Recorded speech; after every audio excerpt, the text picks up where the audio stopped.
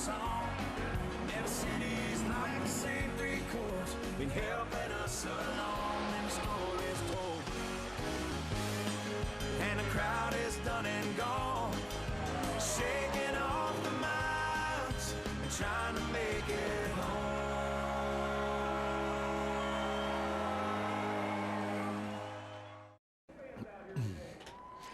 The Kobalt Tools race carts went out looking for the Kobalt Tools super fan, and they found the best campground man by NASCAR and Jimmy Johnson fans and presented the winner with the Kobalt Tools super fan tool and apparel package, which included a replica of the Kobalt Tools 400 trophy.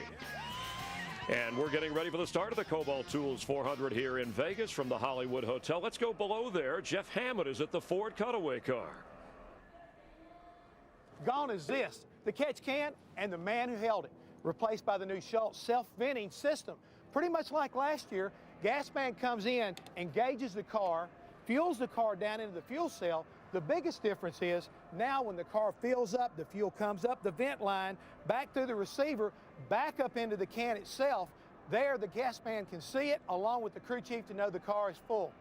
Now, Chris, not only is it safer, but it also complements the new Sunoco Green E15 fuel made with 15% American ethanol.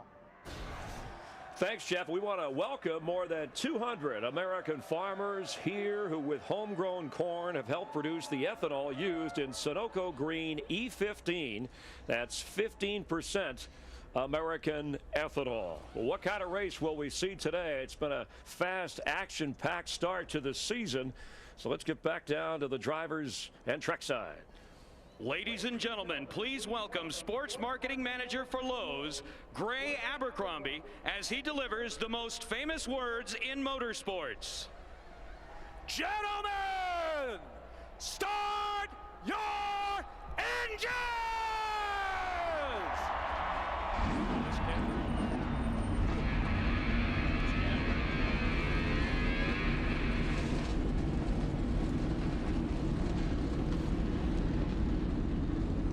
Matt Kenseth on the pole. Darrell Waltrip on his way up to the play-by-play booth to join Larry and Mike. Guys? Thanks, Chris, and hi, everybody. The NASCAR Sprint Cup Series has more mile-and-a-half super speedways than any other configuration. They're all similar, but they each have their own character. And the character lines that have developed on this racetrack are a series of little whoops down in turns 1 and 2. These little bumps can be treacherous, as David Reagan found out during his qualifying run yesterday.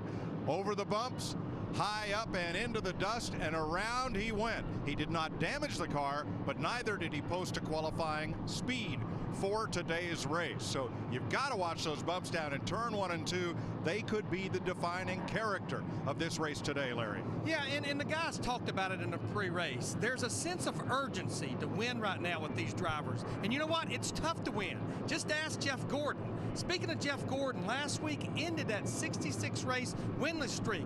I look at guys that's been fast all week long here. Matt Kenseth, he hadn't won in over 2 years. Mark Martin hadn't won in over a year. But how about a couple of guys in the top 10 still looking for that first win, like Marcus Ambrose or A.J. Allmendinger? I think like in the first 2 races of 2011, we may get a surprise today. Well, this is the place where streaks are begun and broken. Now, don't worry, Darrell hasn't gone Elvis on us. He'll join us for the call when we come back.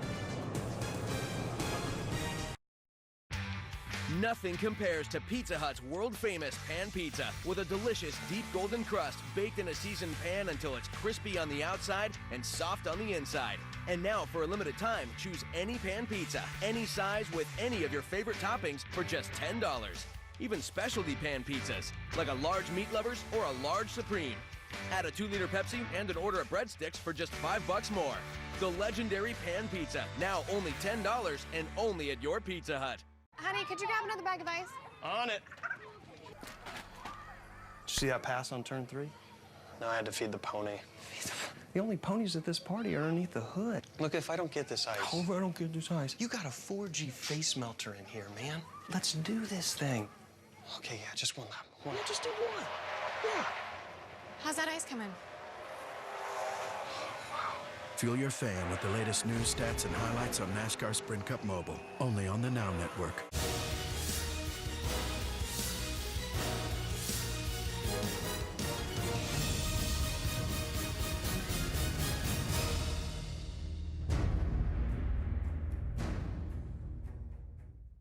Fox Wednesday. And now we have our top 13. The Idol competition goes to the next level in a 2-hour event.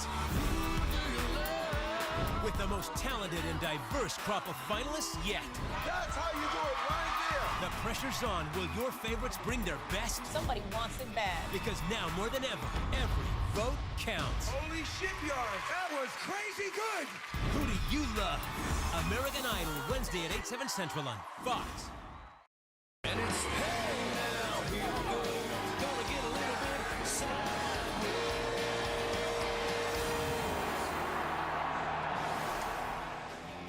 Welcome back to Las Vegas, where the field rolls off pit road and begins to form up behind the pace car for today's Kobalt Tools 400 on Fox.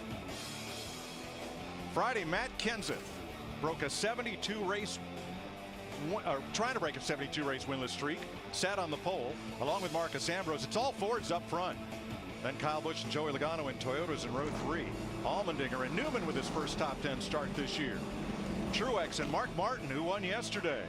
Jamie Mack and Regan Smith, his best Las Vegas start, 12th. Jeff Gordon, the 2001 winner, and Jimmy Johnson has won 4 of the last 6.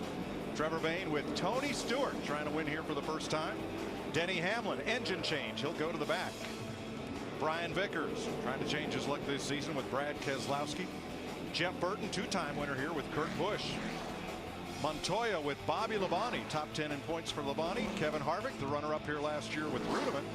Mears and Boyer in the 14th row. 2-time truck winner here, Mike Skinner with Casey Kane. Joe Nemechek and J.J. Yaley in the 16th row. Dale Jr. 10th last week there with Dave Blaney. David Gilliland and rookie Landon Castle. Bill Elliott and Robbie Gordon in the 19th row. Then Travis Kvapil and rookie Andy Lally. Tony Raines with David Reagan, who did not complete his qualifying lap, and Michael McDowell is the 43rd and final starter. Only one driver did not make the show, and that was Brian Keselowski.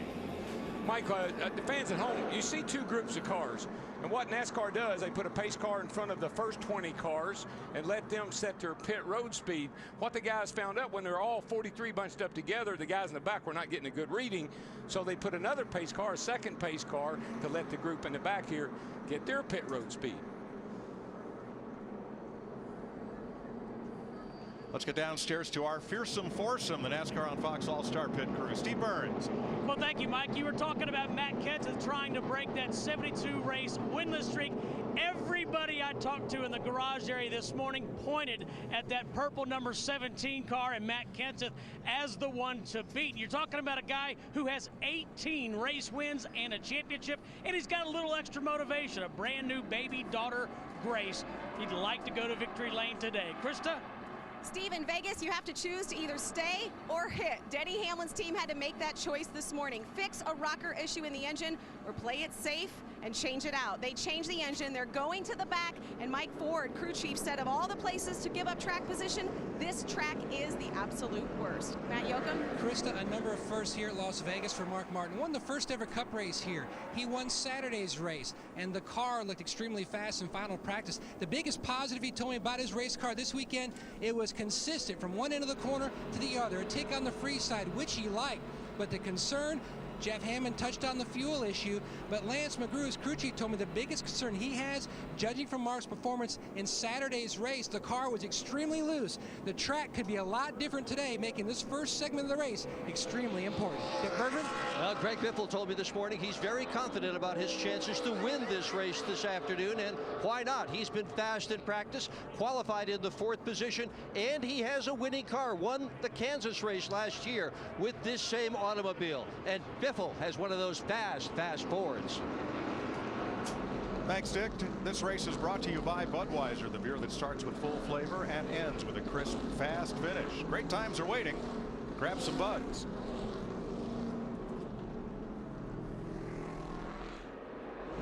It is the pole sitter's choice of which lane from which to start the race. Matt Kenseth has chosen the outside lane to bring them down for the green. Let's have a look at the Kobalt Tools to the race. We've talked about the bumps in turn one. Well, why not just take the high road? You'll see a lot of drivers working the high lane early to stay away from the bumps that are more prominent in the lower groove. And what happens is if we watch David Reagan going around the racetrack, you know, he had a problem yesterday in qualifying, but the big thing is communication. Telling that crew chief what I got to do to get through those bumps. And the thing I'll communicate to you, if we get an opportunity, even outside of our fuel window, we won't pass up an opportunity to put fuel in that race car late in the race. Larry, you're in the desert. Don't pass on a chance to get gas. Absolutely never at Vegas.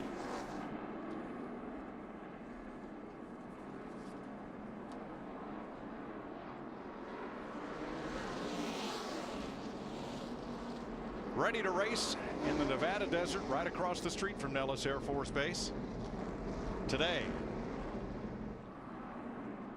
400 miles is the distance. That'll take 267 laps to complete, 45 on pit row. And Larry, the fuel window is a little variable depending on who you talk to. Well, it is. You know, they're still searching with this new Sunoco fuel. They're still searching with the tuning and the fuel mileage. I think that will be a player before this day's over. Denny Hamlin at the back due to an engine change. His teammate Kyle Busch did that 2 years ago here. From the pole, went to the back for an engine change, won the race. Boogity, boogity, boogity. Let's go racing Vegas style, boys.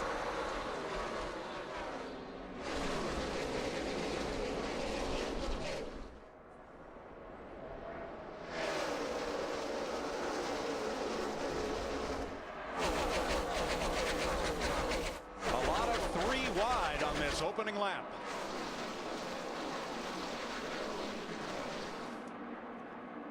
And Matt Kenseth, the fastest man all weekend here, will lead them to the line for lap one. He's been first in pretty much everything that's taken place here for 3 days. He was first in practice Friday, set on the pole, leads the first lap of the race. Could be a good omen for the 17 car.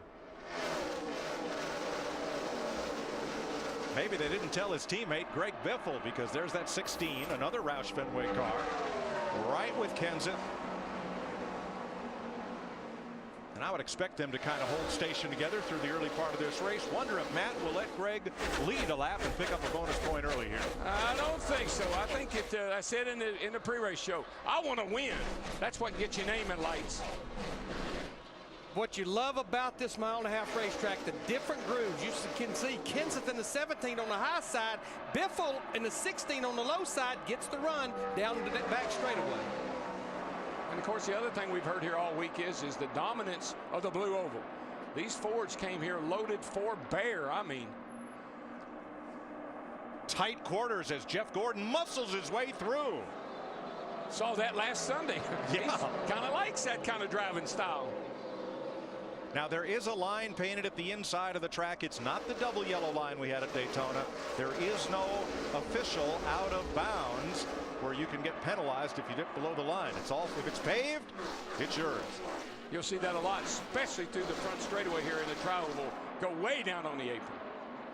Dick Berggren. Well, as good as Greg Biffle looks right now, Mike, he has got still more in that car, and he said the chassis isn't just right yet. It's a little bit tight. So what? You're leading and you're pulling away. Doesn't get any better than that. You know, a little tight at the speed you're running here is not a bad thing, DW. Over 200 miles an hour getting off in the corner.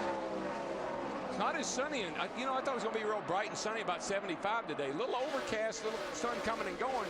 That's going to make the grip level pretty high. That makes for great racing and high speeds.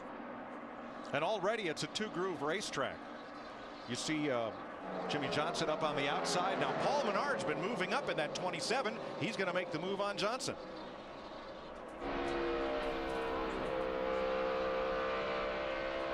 Right now, Mike, you're just kind of feeling this thing out. Track's a little bit dirty where it's been setting, and they've had to parade laps and everything. Track will come around. It's going to change a little bit. Got to stay on top of it. Remember that communication thing. Trevor Bayne had a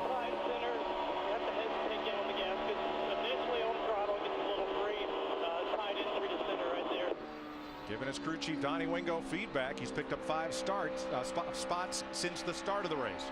Speaking of Trevor, Leonard Wood came over to me down there in the pre-race show, still living off the adrenaline of that Daytona 500. Didn't even mention Phoenix. But what I love in only his 4th Sprint Cup Series start, the feedback that Trevor Bayne has given about that race car. It's really good, Larry. He's got a good head on his shoulders, and he knows what he likes, and he knows what he wants in that race car. 2 cars that started in the back. Denny Hamlin's gained 7 spots, 11 plus 11 for David Reagan. As we watch David Rudeman in the 00 and Jamie Mack in the 1. I've been watching this one car of Jamie McMurray we're riding with. He's actually sliding backwards since the start of the race. He started back in the 11th position. He's already back to the 20th, Steve. Car's not driving too good for him right now. Larry, I talked to Kevin Mannion this morning, the crew chief on that car. He said it's kind of a double-edged sword. They had made the car trouble. Turn 4, Steve. One car sliding around. It's Robbie Gordon. Caution's out, turn 4. Caution's out, turn 4. Coming.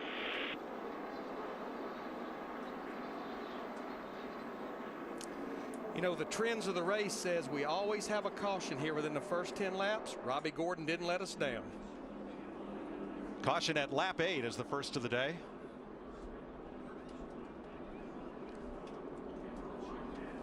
Car took a long slide through turn number 4 and ended up down on the apron. Don't see any evidence of contact with the wall. I've been amazed at how these cars, I mean, we've seen single car spins several times this week. You see Robbie way back there in the middle of turn 3 and 4, coming out of 4. Stays in the throttle. That's where all the smoke's coming from. Keeps it from backing up into the fence. Saves it and drives on. That was right in front of Denny Hamlin. And right over Digger. It's a dirty job, Digger. 4 tires for Robbie Gordon. Now we're 8 laps in. Will they stop, Dick? Well, they're discussing that in Greg Biffle's pit right now. They're looking at how many laps they've gotten, whether they should. They're 25% into a fuel run. Steve. Dick, listening to the 17 team, they're talking about it right now. If they do stop, it'll be fuel only. Matt? Deep down in the 99 pit, their teammate Carl Edwards, at this juncture, it appears they're going to go fuel only on the 99. Krista? Marcus Ambrose is struggling with the exact same issue he had in practice. He's tight in the right front. He told his crew chief, Todd Parrott, I need more grip in the rear. Todd says, I'm going to give you that with a wedge adjustment. They'll come if the leaders come. 4 Fords at the front, then the 2 Toyotas of Busch and Logano, the Chevy of Newman, and everybody else. Jeff Gordon stays out. Most of the rest of the leaders will pit. And like our guys and girls reported, I think especially if you're at the front of the pack, it will be fuel only, and that'll make it a little dicey on pit road.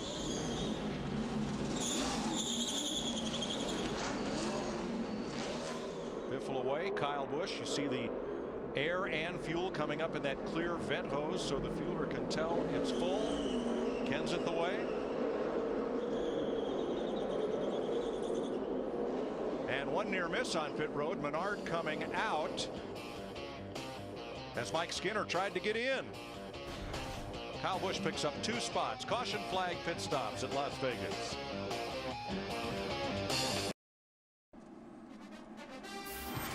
Today's aerial coverage brought to you by Kobalt Tools. Drag strip in the background. Las Vegas Bull Ring, the dirt track, and this beautiful 1.5-mile oval with Jeff Gordon on the inside for the restart. We're back under green. Jeff was ready. Yes, he was. He took off. As you said, Darrell, what a renewed Jeff Gordon. Way up high, Ambrose and Kenseth. I believe Kenseth, if that's Kenseth up on the outside, I believe he may have a flat tire, Larry. He either has a flat tire or he's got something on his tires, but Tony Stewart in the 14 has taken the lead from Jeff Gordon in the 24. Got a flat rear tire. I don't know which one. Here it comes. That's Matt Kenseth on the radio. 4 tires, guys. 4 tires. Watch your speed here. Watch your speed. And the pole sitter. Mike, get your binoculars. Is it the right rear? Let them know if it's the right rear. We'll just do right. Get your binoculars. It's the right rear, I believe. Just looking at him come down pit road. Taxi, anyone? Just Las Vegas fastest taxi driver this week, Tony Stewart, puts his car in the wind. Watch Matt Kenseth from the bottom. Boy. Ooh.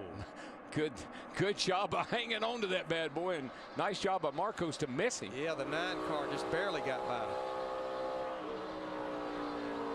Yikes. Oh, my goodness.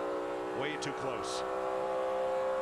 And right in front of that came the lead change as Tony Stewart stormed around the outside of Montoya, and a smoker, a spin, turn 2, and it's Andy Lally, the sports car champion, who's come over to keep going, buddy. You're fine. try NASCAR this year. As a rookie, he has brought out the second caution of the day. You know, one thing I heard some of the guys talk about was these tires. They need a few laps to get heat in them so you can get going on them with a little bit of comfort, and I don't think they've got that in some of these cars. Watch the 34 of David Gilliland, Darrell. He's the white car down to the inside. Close, close, close, close. Ever so close. Maybe too close. I tell you, two things happened to that 71 car. The 38's right there on his back bumper, and that gets you a little bit loose. But when that car went by on the outside, it just finished him off. Have to get another look at it, see if there really was any contact or not. It was mighty close. But that air will do it to you. Jamie McMurray out there on the outside going around, it just sucks you right around.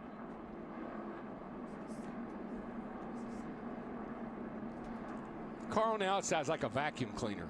It just grabs hold to your back of your car and sucks you right around. Oh! That was actually a pretty big break for Matt Kenseth, our pole sitter in that 17 car. Well, not quite, Larry, because Robbie Gordon, who spun to bring out the first caution, is the first car one lap down. Robbie Gordon will get the free pass, not Kenseth, but it's still a benefit. You're right. Because he was almost going to go 2 laps down had we have stayed green flag racing. Now he's the only car a lap down. Dale Earnhardt Jr. on pit road, along with Jamie Mack and about 4 others from the back of the pack. Let's have a look at today's UPS logistics of the race. First, beware the bumps in the banking. We've talked about the bumps in turn number 1. The banking is right there. It's that transition from turn 4 down to pit road. This is a very difficult pit entry coming off the banking. And you know what? These guys last week, they kind of bugged me just a little bit, talking about racing too hard. You got a gas pedal in there. If you don't like the racing around, you just back off and get away from it. But you better race hard. And I'm going to tell you what, you better be aggressive on restarts. I know for a fact that's something that Jeff Gordon, our 24 guy, he worked on a lot during the offseason. 16 laps, 2 caution flags. The first for Robbie Gordon, the second for Andy Lally. You're watching NASCAR on Fox. The Kobalt Tools 400 on Fox is sponsored by Kobalt, the next generation of top tools. By the new Chevy Silverado HD, Motor Trend's 2011 Truck of the Year. And by Sprint, proud sponsor of the NASCAR Sprint Cup Series. 17 laps into the race. We'll complete lap 18 with the waving of the green flag. Tony Stewart bringing him to green, along with hometown hero Kurt Busch. Jeff Gordon 3 wide down to the bottom. Wow, not going to make it. No, well, I hope they don't complain about him racing too hard on that restart. That was just uncalled for. Go get him, Jeff. Excuse me while I wipe the sarcasm off here. Yeah, no kidding. Power move. Darrell, you said you had to get aggressive. Yeah. And you did speak to him yesterday. I did. And he is, I'll tell you, I've never seen him so fired up. He is a happy boy right now. All right.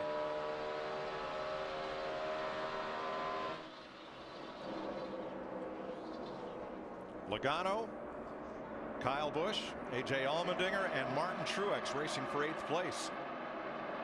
Tell you what, Larry, old Tony Stewart up there leading this race. He got that old taxi cab wound up. He's been there at the front ever since we started, and he looks like he got a pretty fast car. Well, he had a great car at Phoenix, and like Jeff Hammond pointed out, went with those 2 tires late in the race. May have cost him that race. And here's that battle for 8th place on back. Now that's just off into that corner a little over 200 miles an hour, side by side into a almost flat turn. Try that at home. No, don't try that. No, please don't. Don't try that at home. Don't try that in the cul-de-sac there. Or on the way home. Carl Edwards with Trevor Bayne, the 99 and 21. Ryan Newman behind them. Biffle coming back toward the front. Let's get our little steering wheel into play here. Look at that. He just turning a little bit down in the corner. Let's see what he does when he crosses through these bumps right. right along there. Looks like the car was, maybe he was just a little bit above him, Larry, because he didn't see any movement in the steering wheel. Dead center down the back. Going to cut in here pretty hard, pretty sharp turn getting in. 22 degrees right there. That's quite a bit of wheel. And you hold that a long way up off that corner. Watch this miles per hour here going down the front straightaway off into turn one. You just had talked about 200 miles an hour, Darrell. There it is, right at 200, and this is into a race run.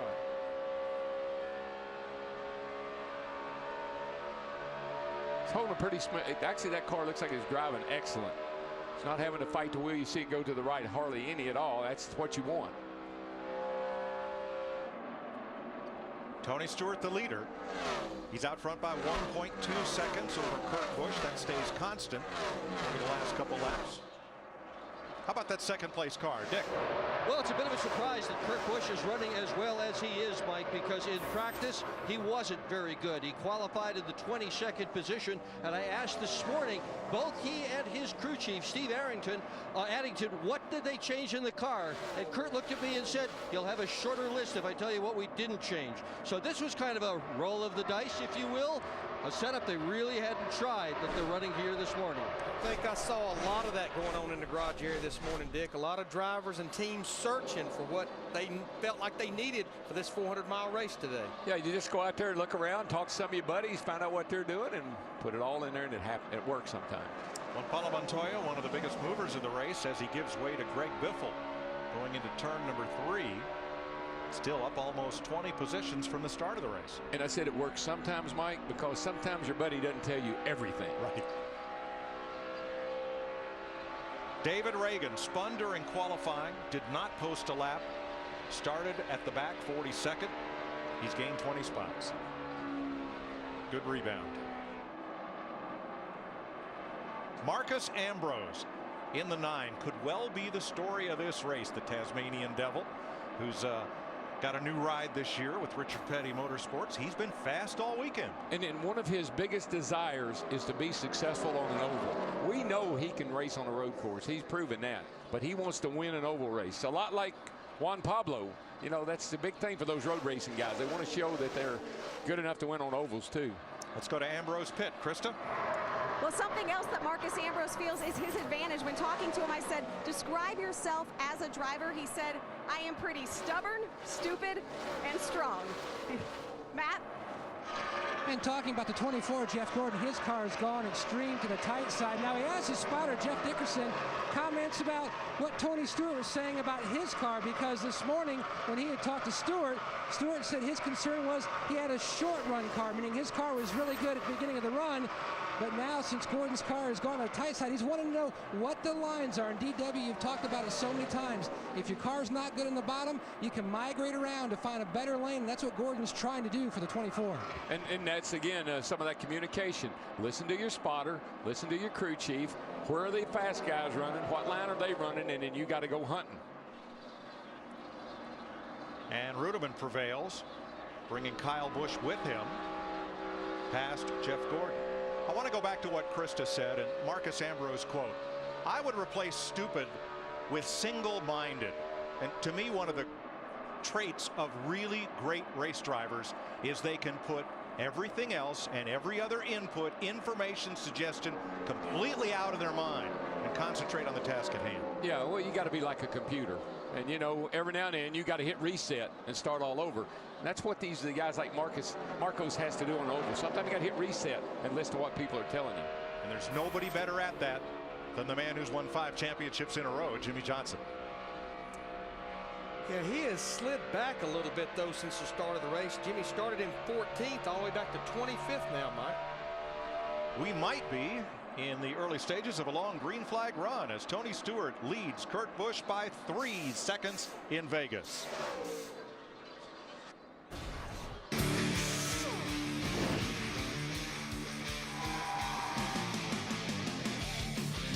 Stick around for more NASCAR on Fox. Still leading. Let's take an inside look at what's happening now in the NASCAR Sprint Cup Series, brought to you by Sprint and HTC Evo 4G. Stewart has the fastest lap of the race so far, 29.60. And David Reagan, up 21 spots, is the biggest mover. Fuel your inner NASCAR fan with live in-car audio and real-time stats on NASCAR Sprint Cup Mobile and the new HTC Evo 4G.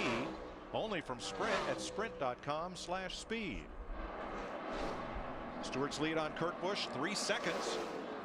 Greg Biffle closing on Busch. Now just remember, as we just crossed lap 37, our fuel window is about 48 to 52 laps.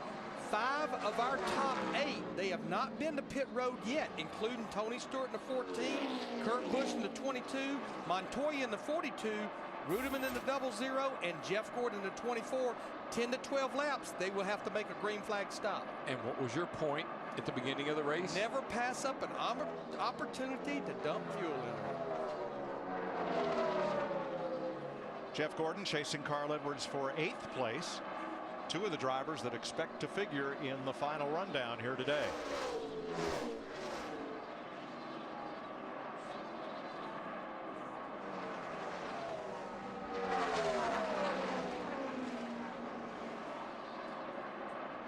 Steve.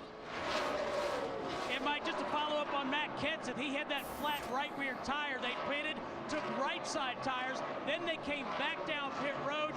Jimmy Fennick, the crew chief, and Matt Kenseth agreeing, let's put left sides because we're the first car 1 lap down. But the problem, Tony Stewart under this long green run continues to put other cars a lap down that takes Matt Kenseth in the 17 out of the free pass. The good news, though, he can go about 20 more laps on his fuel. Right now there are 4 cars 1 lap down. Quapples, Rains, Lally, and Kenseth. Was there a little contact there between Brad Keselowski in the 2 and Jamie McMurray? They're running at 27th and 8th position with Dale Jr.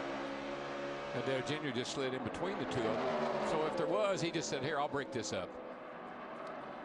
Now, Dale Earnhardt Jr., I think he has maybe a little fresher tires than some of these guys. In fact, he was on pit road in that 88 car back on that last caution. He and McMurray both pitted at lap 16. 4 tires. There's the contact. Yes, there was. Steve? Mike, when the caution came out on lap 13 for Matt Kenseth, I was in the process of talking about the 1 car. He thought he had a flat tire as well. Jamie McMurray came to pit road. Turns out he was just so loose he couldn't drive it. So they changed tires and sent him back out. Yeah, when you ride around under caution, you pick up a little debris on the tires and you're a little bit loose anyway. You think that thing is flat. 12th place. Paul Menard in the 27 trying to hold off A.J. Allmendinger.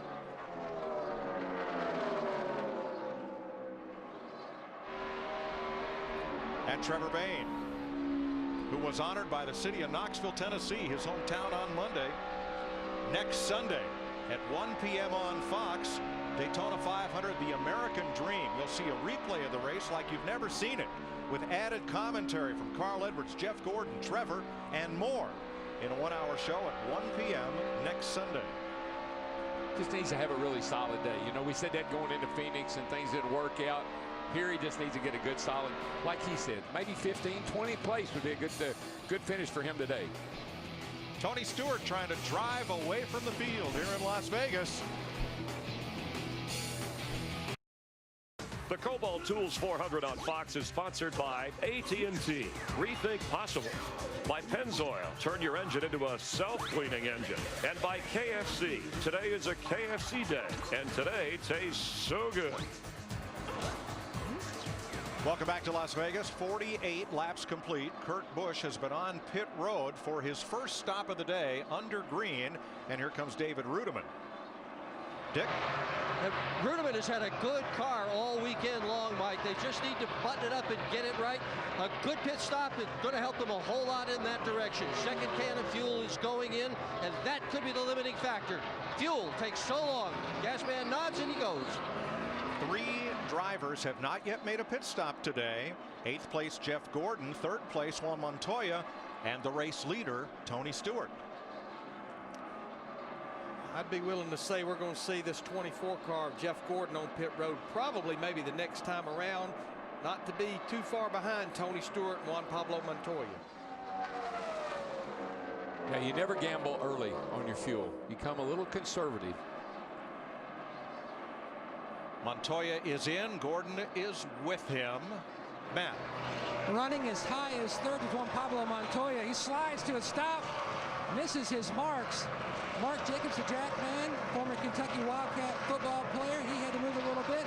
He says the car was tight at the end of that run. The same for Jeff Gordon, significant chassis adjustment to try to get that 24 car a little more on the free side. And here is Stewart, the race leader, coming to pit road at lap 50, right in the middle of the fuel window. Stewart coming in as Jeff Gordon leaves. Greg Biffle will be the new leader. Dick? And Stewart's car has been very good all day, Mike. They're not going to change anything in the chassis of this car. His gas man, Gooch Patterson, one of the biggest on pit road, 360 pounds, 6'5" He can handle that gas can for sure. Now I saw he had to wait with the second can for the tire changer and tire carrier to come around in front of him, and that costs a lot of valuable time.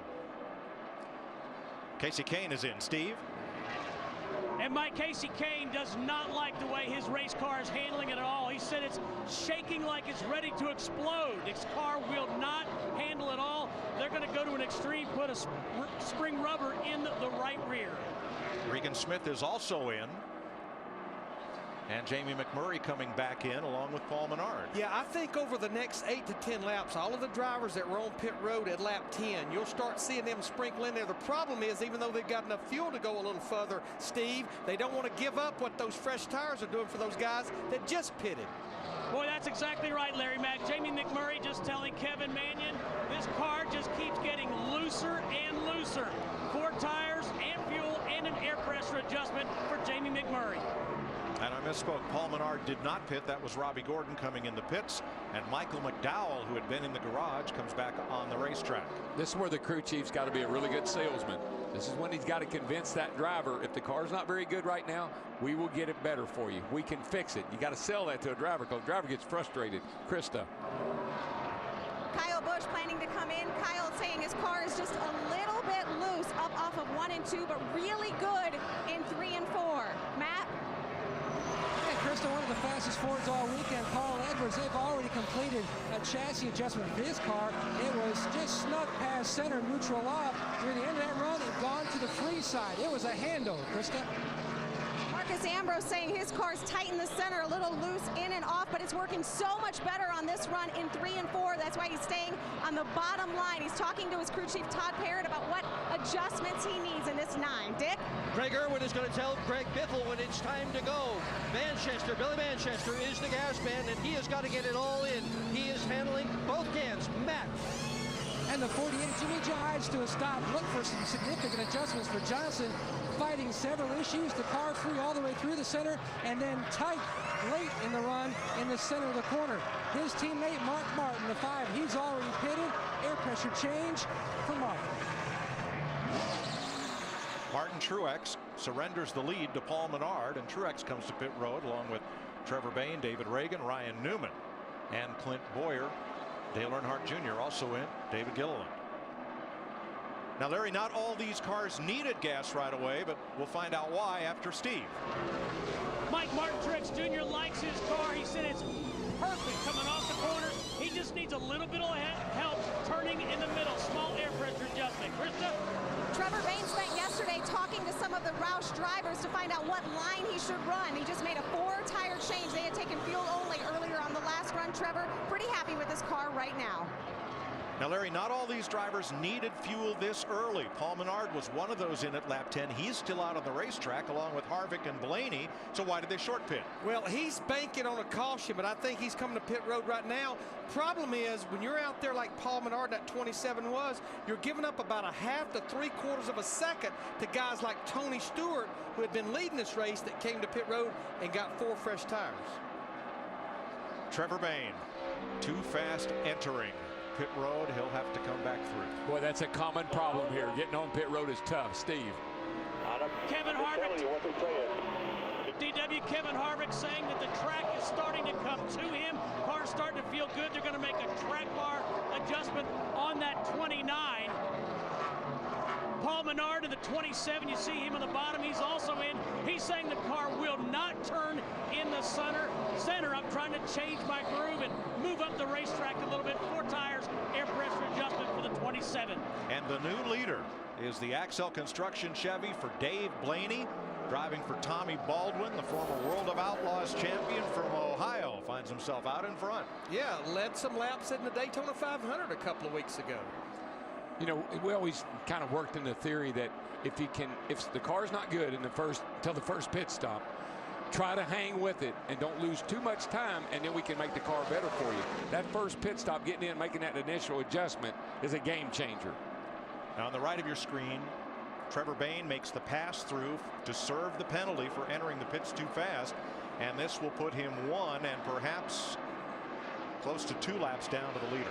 Here we see Dave Blaney in the 36 making a pit stop. Darrell, you explained these guys, these drivers getting their pit road speed under the pace laps. Now the pit road speed here is 45 miles an hour, and they base it off of RPM. But I think the thing we have to stress, NASCAR gives them 5 miles an hour. So that means Trevor Bayne was actually faster than 50.000 to be caught speeding on pit road. And then again, Larry, just repeat what I said, but getting off of the racetrack and not getting run over by somebody behind you is hard to do, and that's where the speeding usually happens, getting on pit road.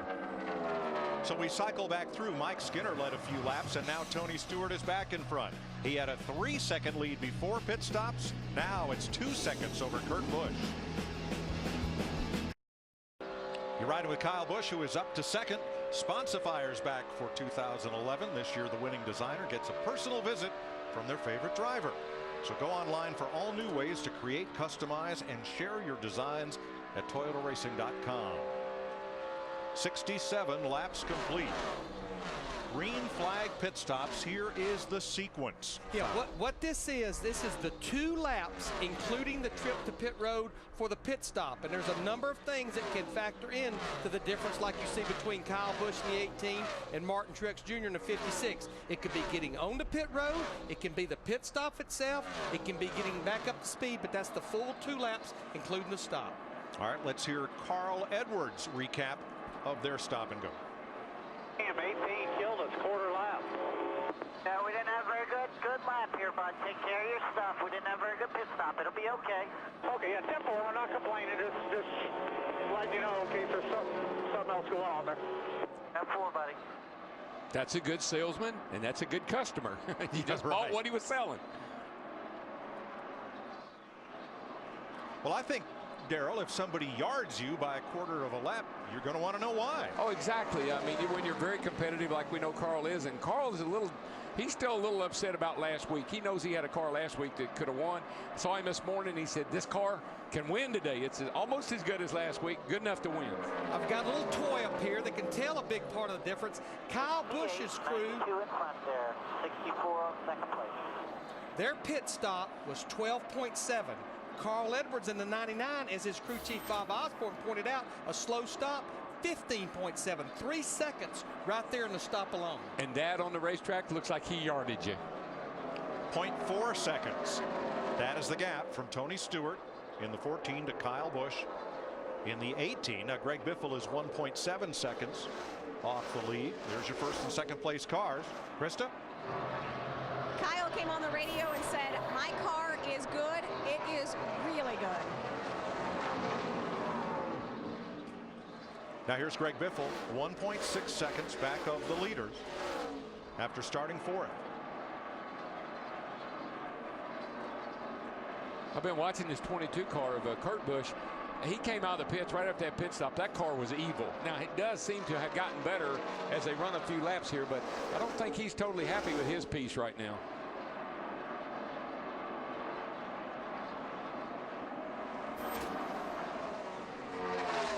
Biffle works past Travis Kvapil.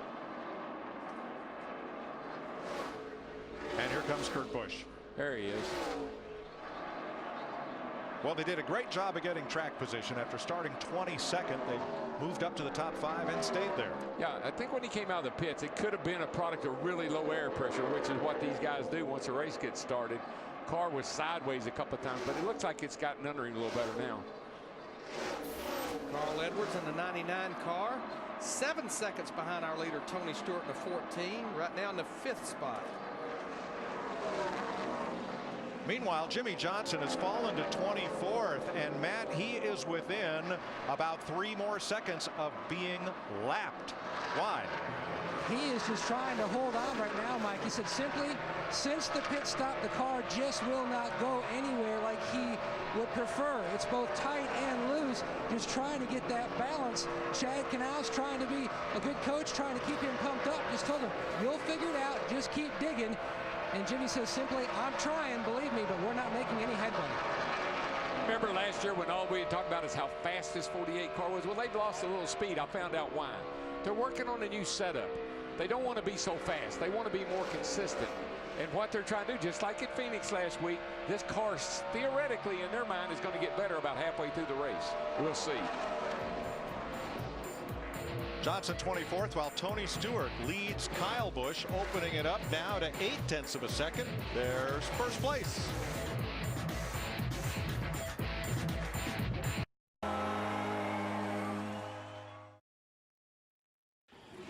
The Kobalt Tools 400 on Fox is delivered by Pizza Hut. Rev it up with all your favorite pizzas at low prices. Your favorites, your Pizza Hut.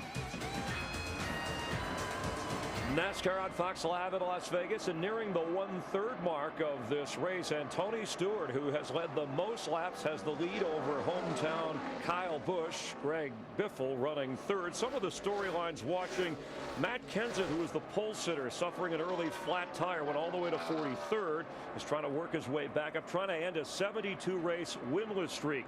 Denny Hamlin, engine problems, had to start at the back of the pack. He's never led a lap in a Las Vegas race in his career, and has no top 10s this year, but is up around 21st right now. And Dale Earnhardt Jr., who started 33rd, got up as high as 5th, currently running at 22nd, also trying to put an end to a winless streak of 95 races. And Mike, the over-under you can bet in Vegas on cautions in this race is 9.5. We've only had 2 so far.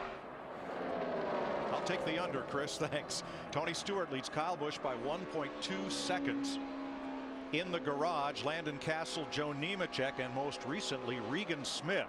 They popped the hood on the Furniture Row Chevrolet, looked around the engine compartment, and pushed him to the garage. I think this weather is not quite as hot as these guys thought they were that it was going to be. These engines are working hard, man. They're well over 9,000 RPM, 200 mile an hour off in a corner. Wouldn't be surprised if we don't see a couple more of those hoods go up.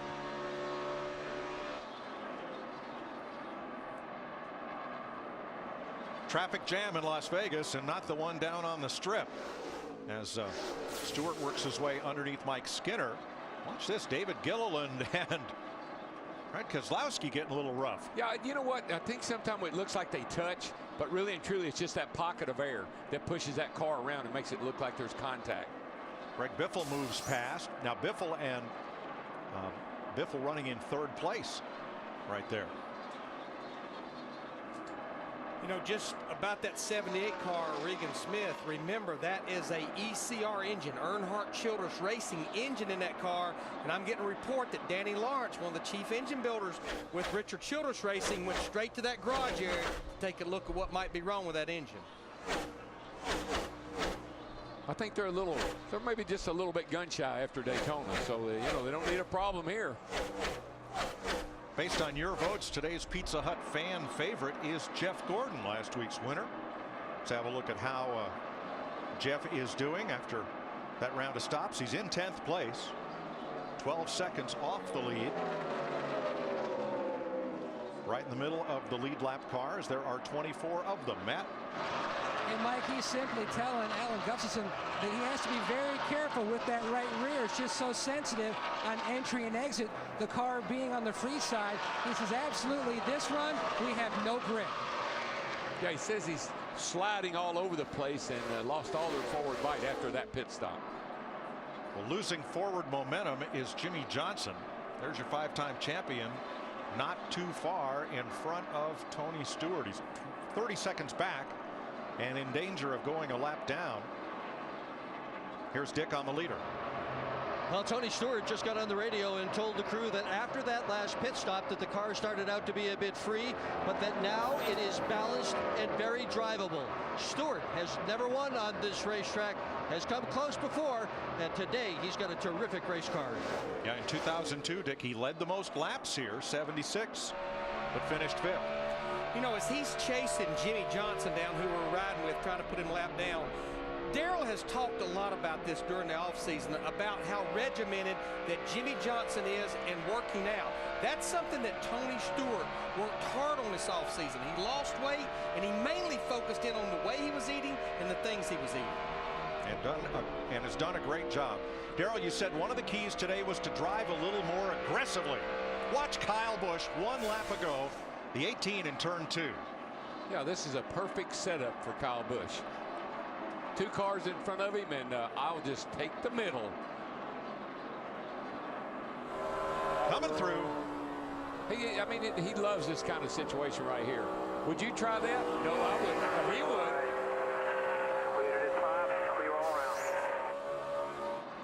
Why is he charging so hard? Because this man, the 14, Tony Stewart, is trying to get away from him. They are 2.2 seconds apart.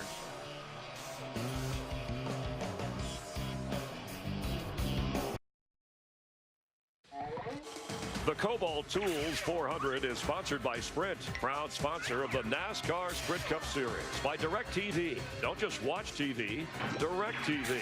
And by GoDaddy.com domains, websites, and everything in between. Kyle Busch is in trouble. He's got into the wall. He's cut down a right front tire, and now for debris, the caution has come out. Watch for the 18 coming into frame here. Yeah, he had a right front tire go down, and slight contact. I don't see a lot of damage to the right side of that car. Third caution flag of the day. It comes at lap 97. And we were right on the verge of having to start green flag stops again. In fact, David Rudiman in the 00 was sitting on pit road when that caution came out.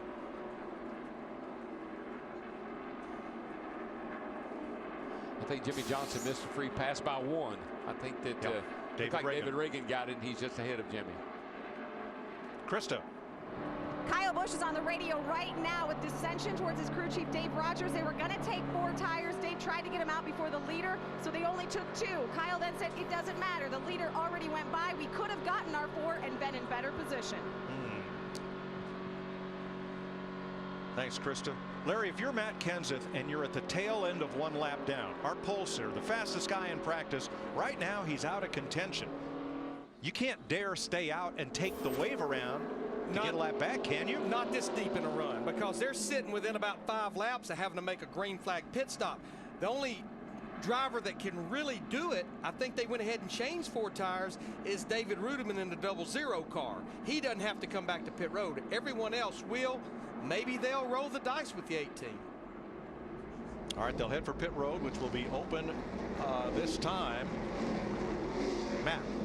Carl Edwards sits 4th, and DW touched on it earlier, Mike, that the temperatures today a little cooler than what many crew chiefs had expected. Bob Osborne talked about possibly adding tape to the grill because the temperatures are a little down on this 99 machine. Carl says the car on the free side, but manageable. Expect a slight adjustment on the 99. Dick?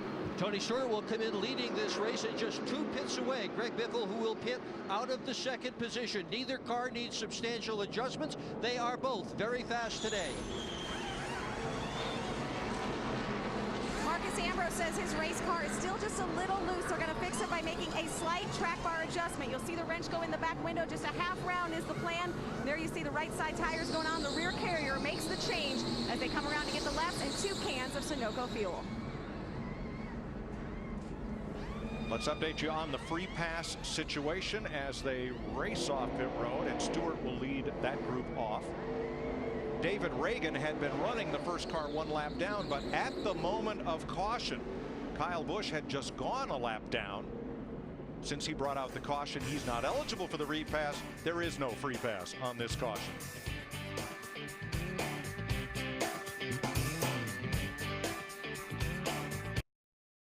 Two-time champion Tony Stewart has never won in Las Vegas, but is leading today and has led the most laps. Time for a quick AT&T race break from the Hollywood Hotel with former crew chief Jeff Hammond, Chris Myers. The early pace of pit stops, what we've seen and how you think that will play out through the afternoon. Well, we've already had one incident of guys speeding down pit road. I think the other thing is all the changes we're seeing with these guys making adjustments, kind of a new routine. Some of them are a lot slower than others. Tony Stewart had a really solid pit stop. Greg Biffle, he lost a lot of valuable time along with Carl Edwards on pit road. I really believe before it's all said and done, mistakes on pit road and the right decision, right call at the right time will win this race. Time to check out the AT&T Fastest Pit Crew Award and the season standings. As Jeff just kind of alluded to, AT&T wants to know what you think. Text the car number for the crew you think will average the least amount of time on pit road today to 2345667. AT&T, the nation's fastest mobile broadband network. Getting ready for the restart. Further clarification on the free pass. The caution was not for Kyle Busch. The caution was for debris on the racetrack, and as such that is not charged to a driver. So Kyle Busch was the first car one lap down at the moment of caution.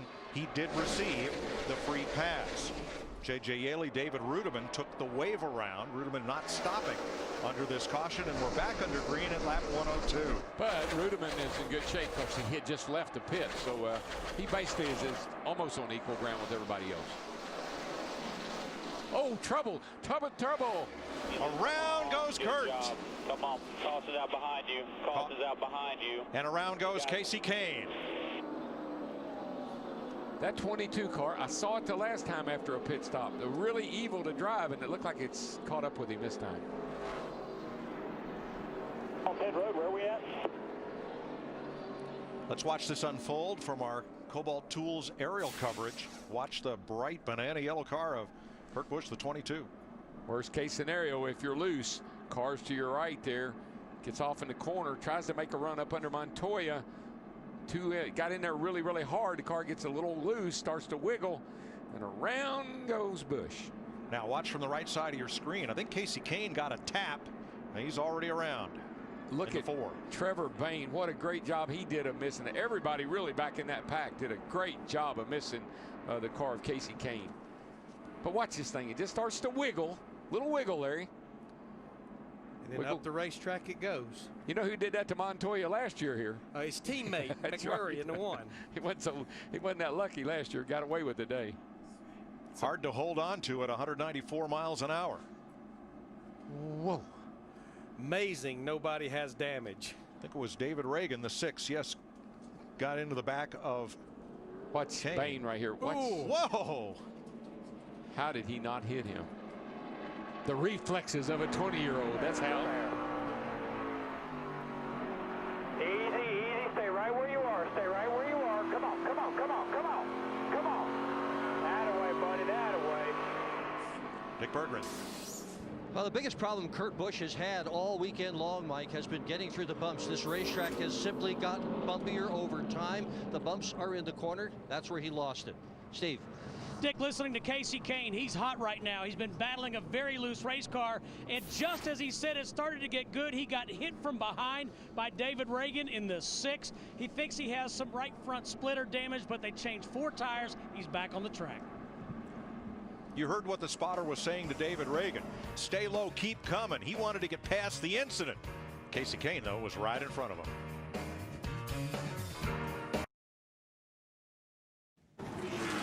The Kobalt Tools 400 on Fox is sponsored by Kobalt, the next generation of tough tools.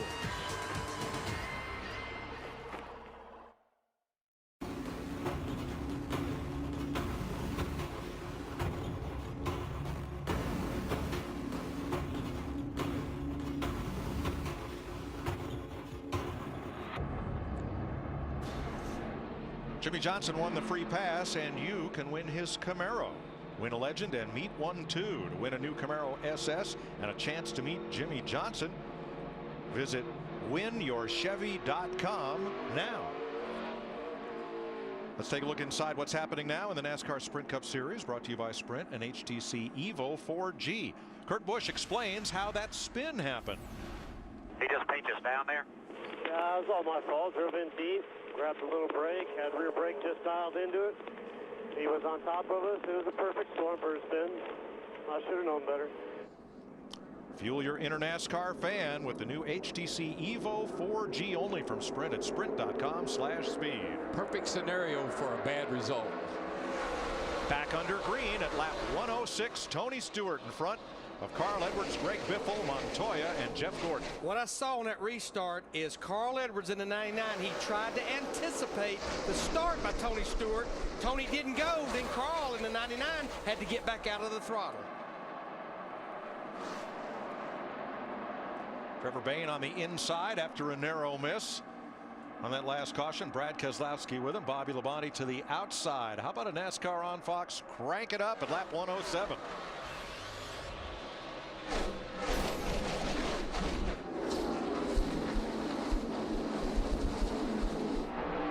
Way to hang. Car in the wall, turn one, Jamie Mack. Bounces off, keeps going.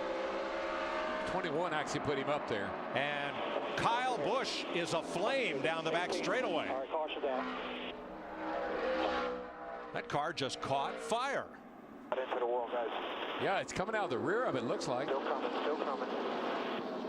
Caution's out. He's looking for pit road, but there are still cars coming. And the cockpit must be filled with smoke as well.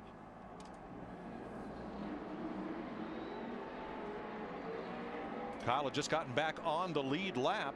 Ooh, that's coming out the tailpipes. Yeah. That's bad. Straight to the garage.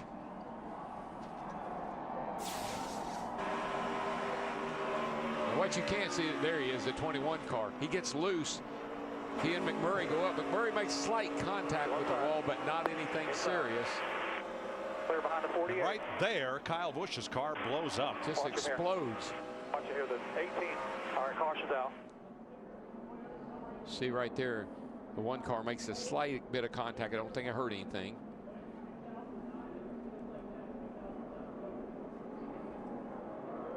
And then right ahead of them, that 18 just detonated. And remember, came in here as our points leader. Darrell, you guys asked him and Kurt in the pre-race, could they leave here 1 and 2 in the points? Don't think it'll happen today. Not today. They've been exciting though. One's spun out, one's blown up. 3, outside of 2, outside of 2, outside of 3, blowing up in front of you, blowing up in front of you, slow on the high side, slow on the high side. Kyle Busch, who so wanted to win his hometown race for the second time, has climbed out of his Toyota. Under caution, Tony Stewart leading. Greg Biffle, Carl Edwards, Montoya, and Harvick.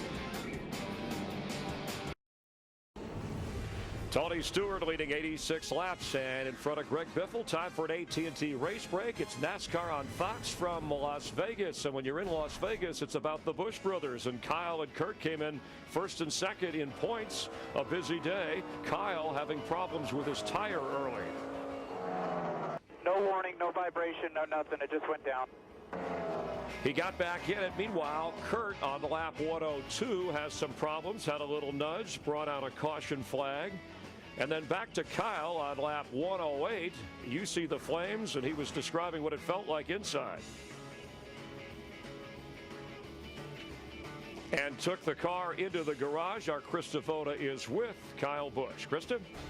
Thanks, Chris. Kyle just exiting his hauler, and you said there was no warning on the tire. I imagine there wasn't any warning on this either. What happened? No, there wasn't. Just, man, it's really unfortunate. We had a great race car. That Snickers Peanut Butter Squared Camry was fast today, and we chased down Stewart there, and unfortunately the air is so sensitive today that you get within like a five car length cushion and you just can't close anymore. I kind of got stuck behind him through traffic and stuff, but the car was running awesome before that, and then unfortunately we had the tire go down there, got us a little bit behind, and the guys did a great job changing tires. Dave, we got out and we were the lucky dog, fortunately, lucky us. And then we on the restart there, just going to bide the time and try to get back through traffic. Still plenty of time to go, and kablooey, it just broke. So I really hate it for these guys. They work real hard, and hopefully the 20 and the 11 don't have any problems today. Kyle, I know you're always frustrated when you have to leave a racetrack early, especially when you have such a strong car. Does it make any more difference the fact that it is Las Vegas? No, it wouldn't be any different if it was any other race. You know, fortunately it's early enough in the year that we can still bounce back and rebound and get ourselves in contention and solidly in a chase before we get to race number 26. Thanks, Kyle. Thank you, Krista and Kyle. He referred to his teammates, and you have Denny Hamlin 19th, Logano running 10th, the Joe Gibbs cars. What's the issue? Well, let's roll back the hands the last week. The 20 car had an engine problem at Phoenix, and more importantly, his teammate Denny Hamlin, he had an issue at the start of the race. They had something going on with the rocker arm or whatever, so they elected to change an engine, went to the back of the field. So to me, all of a sudden, maybe there's something going on here, a common denominator that Gibbs Racing is having engine problems, and I think that's exactly what Kyle was referring to. All right, we'll take a look at today's current standings for the fastest pit crew award and how the fans so far have voted on this as you take a look. And you can get in on the action by testing the car number to the crew that you think will spend the least amount of time on pit road. AT&T, the nation's fastest mobile broadband network. We've had 12 lead changes, 9 different leaders, and our 5th caution of the race. Meanwhile, here's Kyle in the car. It's blowed up, guys. There's flames in my face. Load it up. Let's go to the house.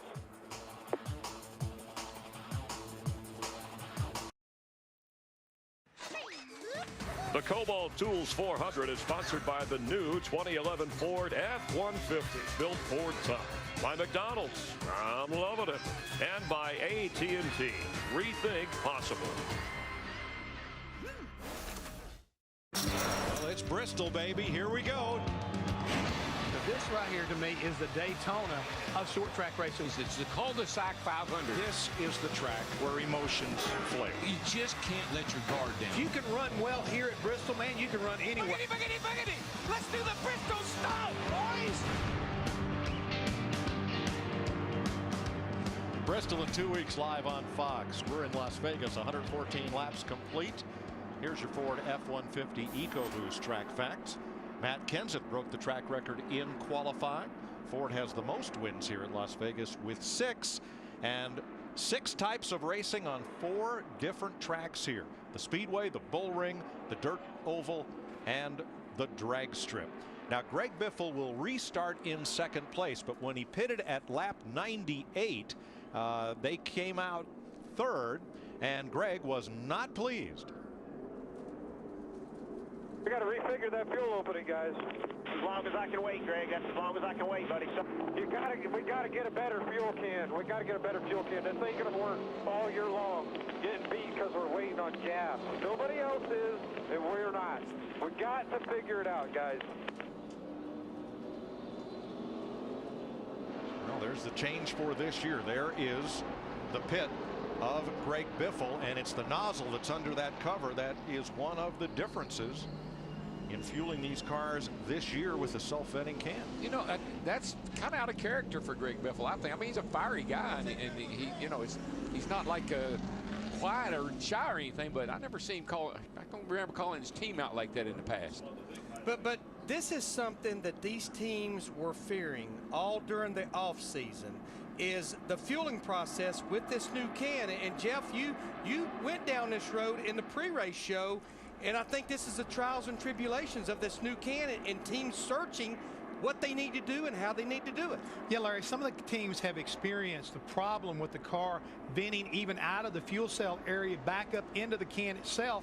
And you know, it's not the first time I've heard this, and a lot of teams right now have worked diligently to make sure that it does not have any kind of restrictions, whether you turn the vent line inside the trunk or what you necessarily have to do to make it work the best. And right now, I think the big problem is they don't have it figured out, and his car is taking fuel slower than anybody else.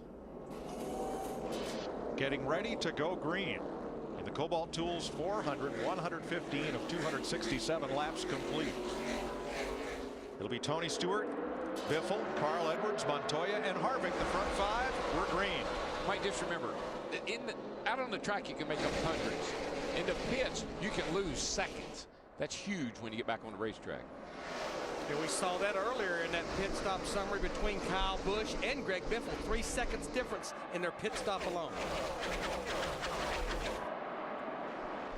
Kyle Busch in the garage along with Regan Smith, J.J. Yaley, Michael McDowell, Joe Nemechek, and Landon Castle. Tony Stewart looking like he is putting on a clinic for the rest of the drivers here. Boy, I'll tell you what, he has got the bar set high, and nobody is able to reach up there to it yet.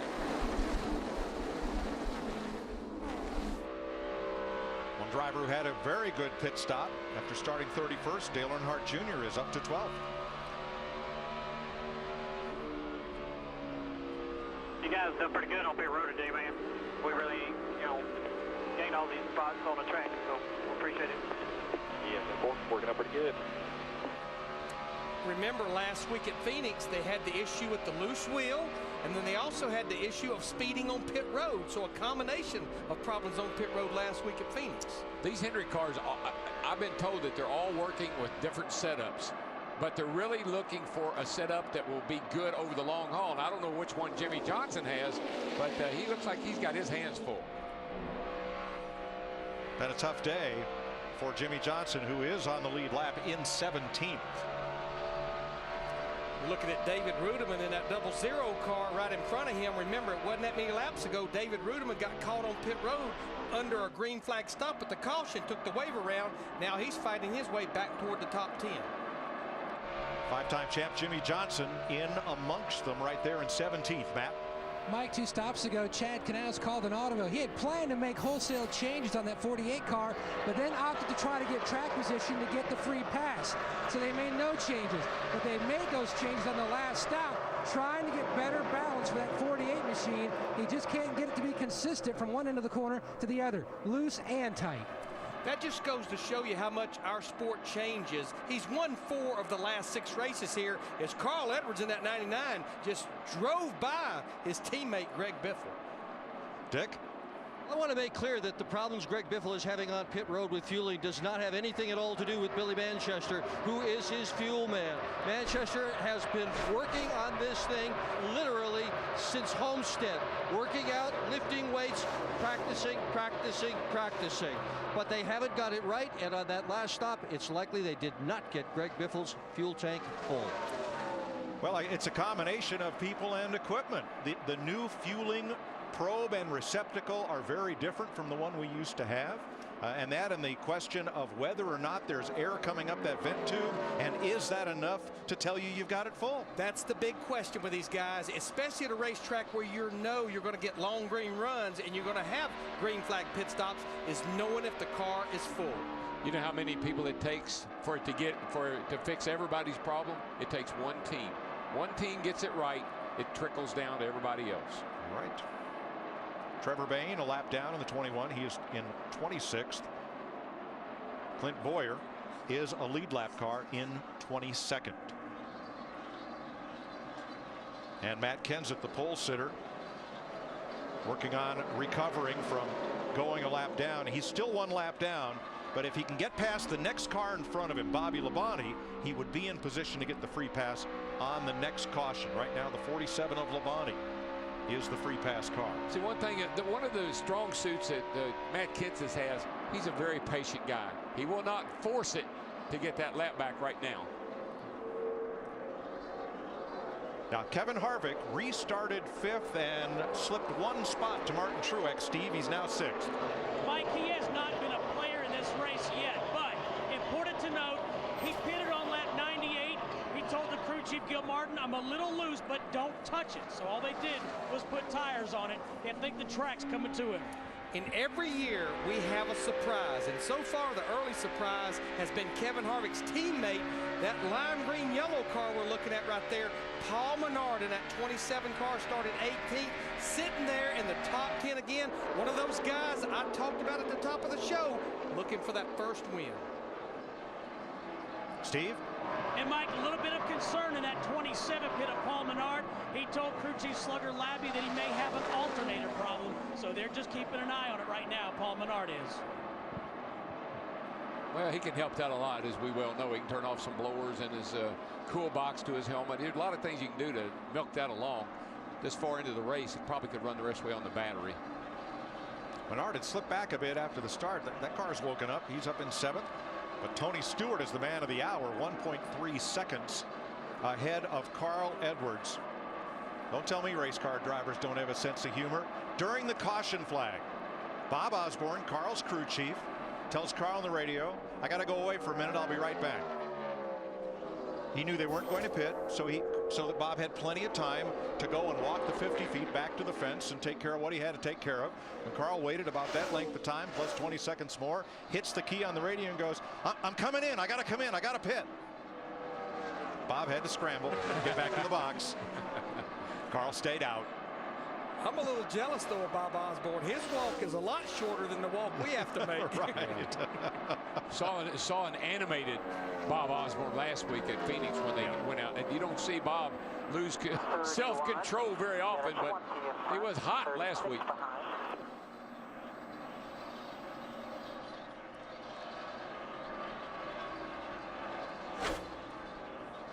1.4 seconds. The 31 was Carl Edwards' last lap. 30.31 seconds. Tony Stewart running 30.20. And here's Junior in 8th place, chasing Paul Menard for 7th.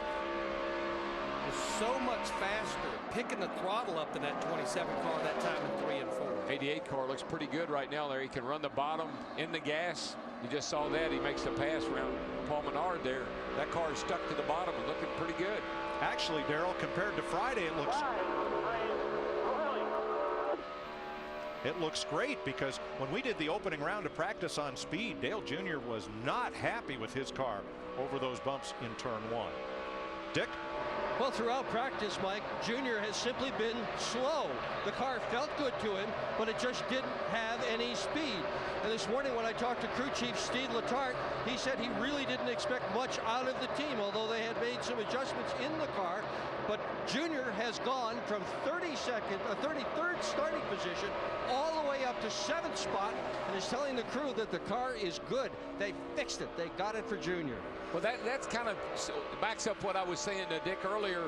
They've given up some speed to get a car that's a lot more consistent over the long run in the race.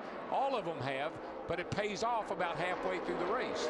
But just remember, with the driver swap that Hendrick Motorsports did over the offseason, this is Jeff Gordon's team from last year. A year ago, Jeff Gordon with Steve Letarte led 219 of the 267 laps in this race.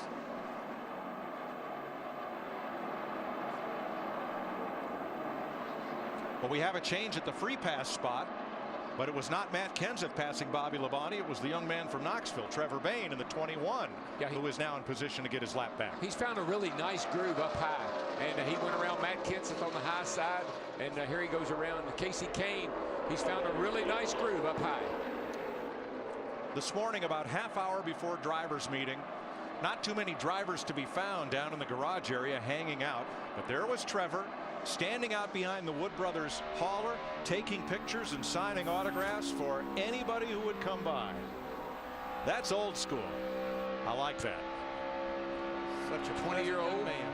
20-year-old and old school. Do they go together? A lot of poise there. Krista. Mike, he continues to milk the laurels of winning the Daytona 500. Last night, he was called up on stage at the Jabberwocky show. I said, now what exactly is that? He said, well, it's like an audio-visual story where they combine audio and music. I said, did you have to sing? He said, no, but I did have to show some dance moves. Yeah, they had him break dancing on stage. I'm told one of the visitors to his hauler this morning was Marie Osmond. And some of the Ultimate Fighting fellas, Metal Militia. I mean, wow, whole new demographic following this young fella.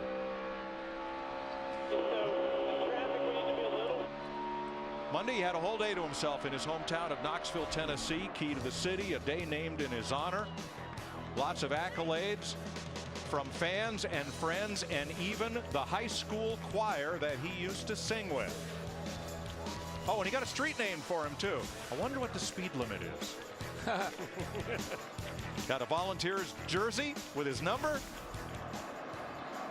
And you see the Wood Brothers down in the garage. They are still beaming from that Daytona 500. I heard that he was having a pair of gloves made that he could race in, so he didn't have to take his ring off. Because that thing is huge, like a Super Bowl ring. He had to give him a bigger pair of gloves.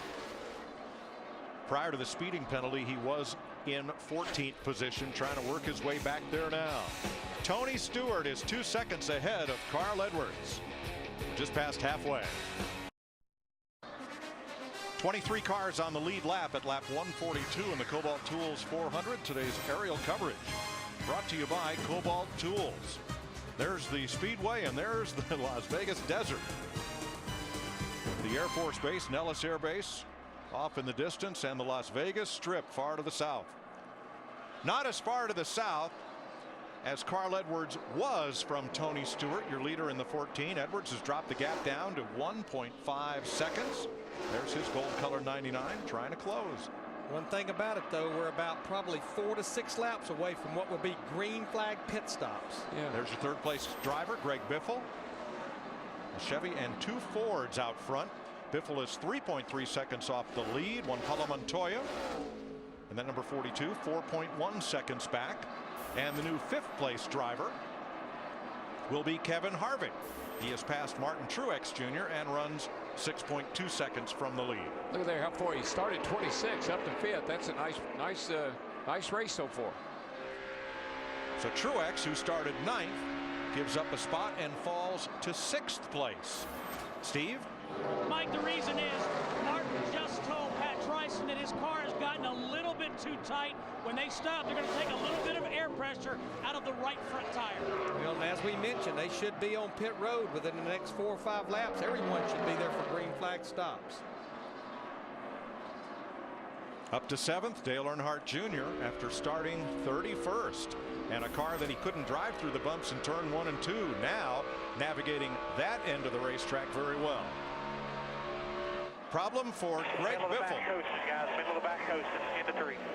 Second place car drops down off the banking and coasts toward pit road. Greg, you need to sit. You need to sit until you got 7 to 8 pounds steady on the needle. Too early, we're going to run out down pit road. Dick, did he run out of gas? Greg Biffle is out of gas. Go back to a while ago. Greg Biffle was arguing with Greg Irwin about, I can't sit here this long. Well, the reason Greg Irwin was holding him is to make sure the car was full of fuel. Yeah, but what Greg's upset about is you held me that long, you still didn't get it full of fuel. Now there's the stop, and there is the fuel probe and receptacle that is so crucial. Now in the vent tube, you see all gas there. They got most of that can in. The 2 cans combined hold more gasoline than the fuel cell does. So that's Sunoco dribbling in. There's the air gurgling up, and that should indicate the car's full. Dick. The car has stalled twice, Mike. It is running again, though, and it appears as if they've got it full. Struggling getting that engine to run and stay running. What a heartbreak for Biffle, who had a shot to win this thing. Fuel mileage really has hurt him. Is it fuel mileage, or is it how much fuel he had in the tank to burn off? I think in the conversation we heard earlier between Greg Irwin and Greg Biffle, I don't think the car was full. I think that's what Greg really knew after that pit stop, Larry, was they didn't get it full of fuel, and that's really what had him upset, I think. So another potential winning race car here and team have found trouble. First Kyle Busch, who was out of the race with a blown engine, and now Greg Biffle. Car in the wall, turn 2. A hard hit for David Gilliland, who I believe cut down a right front tire. Terrible timing for what just happened to Greg Biffle. And in fact, Gilliland's got the wall a little bit there. I'll clear up the back, watch for debris. He's on fire at the end of the back stretch. Marcus Ambrose in the 9 had committed to pit road, but was able to get back out before the commit cone. That car came from the middle of the racetrack hard into the safer barrier near the exit of turn 2. It blew it right front. And it didn't give no sign of any tire issues at all. Nothing. 6th caution flag of the day at lap 150. And the Riverside, California driver who spent a day this week out in the desert dune buggying climbs out after a very vicious hit. Sitting 10th of the points, had the great run in the Daytona 500 a couple of weeks ago. Watch this thing back here, Larry. He's down on the bottom of the track, and right back here you'll see him. Bam! Man, that's a hard lick. Good thing the safer barriers there. That's the worst. I can't tell you what that feels like when you know that when that tire goes, it's like somebody hits you in the stomach with a baseball bat. David, 2nd generation driver, his dad Butch, a standout in the old Winston West series. out here, gives a wave to the folks in the campers, and will take the ride to be checked out at the infield care center. Yeah, David played golf in high school with Tiger Woods. Well, it's Trevor Bayne Day again this week. He is the recipient of the free pass on this, the 6th caution flag of the day. All right, pit road is open. Tony Stewart leads them down. The first to hit their pit will be that 99 of Carl Edwards. Matt. And Carl Edwards says, I know that the sun has been going in and out, but it seems like the track has been picking up grip. They put tape on the grill 2 stops ago. It helped the balance. He wants more tape this time. That's the only adjustment, Dick. Well, Tony Stewart's had a good day. Everybody thought the Fords were going to dominate today. Tony Stewart drives a Chevrolet. He's been up front for most of the day. Steve.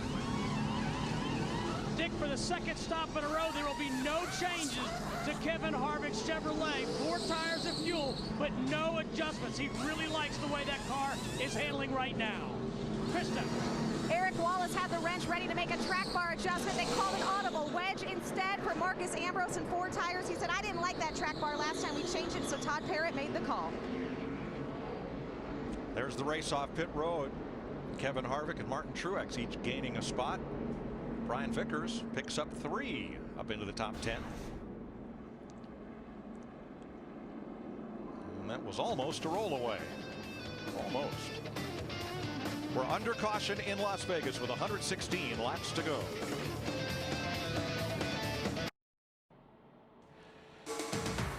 The Kobalt Tools 400 on Fox is delivered by UPS. Let UPS put the power of logistics to work for you. Tony Stewart leads Carl Edwards and Kevin Harvick in Las Vegas in time for an AT&T race break. In fact, Harvick just penalized for exiting too fast on pit road. A quick recap if you're just joining us, and for the favorites, it's been a rough ride here in Las Vegas. Matt Kenseth, who was on the pole, lap 15, cuts a tire, actually has to go a lap down. Tony Stewart takes the lead. He has secured now leading the most laps in this race and is currently our leader. Kyle Busch, Las Vegas' own, with a tire problem early, but had worked his way back. And his brother Kurt, who has finished 2nd here twice in his career, involved in a wreck after David Reagan got into the back of him. Casey Kane also involved, and then Kyle Busch with an engine problem having to go to the garage and currently is still out of the race. So we've had 10 leaders, 14 lead changes, 6 cautions, but Tony Stewart with 128 laps led is dominating this race. Moments ago, Greg Biffle, Ford, had the top 4 spots. Jeff Hammond, as we welcome you inside the Hollywood Hotel, and the top 4 spots belonging to Ford. Greg Biffle, a good car, but we've chronicled the gas or fuel problems, whether it's with the team or at least getting the fuel in the car and understanding how much you have. Yeah, he runs out of fuel and he comes down, can't get the car to fire. He winds up going 2 laps down, but fortunately for him, the caution that just came out is going to allow him possibly to go get the wave around, get one of those laps back, put himself back in contention. But they definitely have a serious problem here, and that's hurting him. Like a lot of other teams that we talked about, the 29 car, getting caught was penalized, as well as the 31, his teammate got penalized. And Tony Stewart penalized here moments ago on the pit stop. Here on pit road, did you see that air hose, right? That yellow air hose back here close to the gas man, the back of the car? You see it moving as it starts to come off of pit road. All of a sudden, it's hung, and that's one of the things you can't have happen. All the team members trying to grab it. You cannot take equipment. Looks like he took the air wrench out of the pit box. That will cost him a penalty. He'll have to come down, and like I said, a lot of problems on pit road. The 29 car speeding, 31 car speeding. Tony doing this. It's getting ready. Is that a driver error or communication from a crew chief? That right there is a problem with one of the pit crew members themselves. That's not supposed to happen. And those are the pit penalties you talk. Now, this is the most we've seen of any of the races so far this year. We talk about aggressive driving. Is that contributing to this, or is this just the stress of the moment? Darrell Waltrip summed it up the best I've heard in a long time. You can lose tenths of a second, hundredths of a second on the racetrack. You can lose seconds on pit road. These guys are trying to make it up, and because of that, they're making some mistakes, and it's costing these drivers, dearly. Meanwhile, Dale Earnhardt Jr. up to 6th, but Jimmy Johnson has not been inside the top 10. We've been following Chad Knaus and that crew with Jimmy, who's won here 4 times, the reigning champion. They've been making adjustments, but they haven't been able to crack the top 10. No, they have had to work on this car since the drop of the green flag. I mean, it's just been one of those days for that team. As we see right now, our former leader, Tony Stewart, having to do his pass-through penalty for taking equipment away from the pit area like he's supposed to do. Let's go on to Greg Biffle. We talked about the fuel problems. Let's listen to what he had to say with his radio communication. Nice one, guys. Nice one. Guess we got to work on our fuel deal a little bit, huh? Everybody's speeding us off pit road, and we're not getting it full. That's nice. Greg Biffle did lead 11 laps in this race and had a car capable of winning this race. You know, I've been on the receiving end of that right there. I know exactly what kind of sarcasm he's receiving right now from the driver as the crew chief, but it frustrates when the driver drives basically his guts out to try to get up there in the front, and you have a problem like this, keeps you from staying there. Sometimes sarcasm helps you get the message. Yeah. Let's take a look at today's current standings for the fastest pit crew and how the fans have voted so far. And AT&T customers, you can find out the final race standings as soon as the checkered flag drops by texting your fastest pit crew choice and replying OK when prompted to receive exclusive updates. AT&T, the nation's fastest mobile broadband network. And with the way Tony Stewart's going, Mike, Darrell, and Larry, unless there's a mistake or more mistakes, he might get back to the top of things with Carl Edwards maybe on a roll. Well, keep in mind, at Homestead last year, Chris, Kevin Harvick had a speeding penalty but came back, finished third, and we got a long way to go. 112 laps. There is Harvick. He's served his penalty. So has Tony. Carl Edwards will lead them down to green ahead of Martin Truex. Montoya, Earnhardt, and Menard are your front five as we go back to green at lap 268. Pretty impressed with that 56 car finding his way to the front. He's been right there in the top 5 or 6. It's pretty good.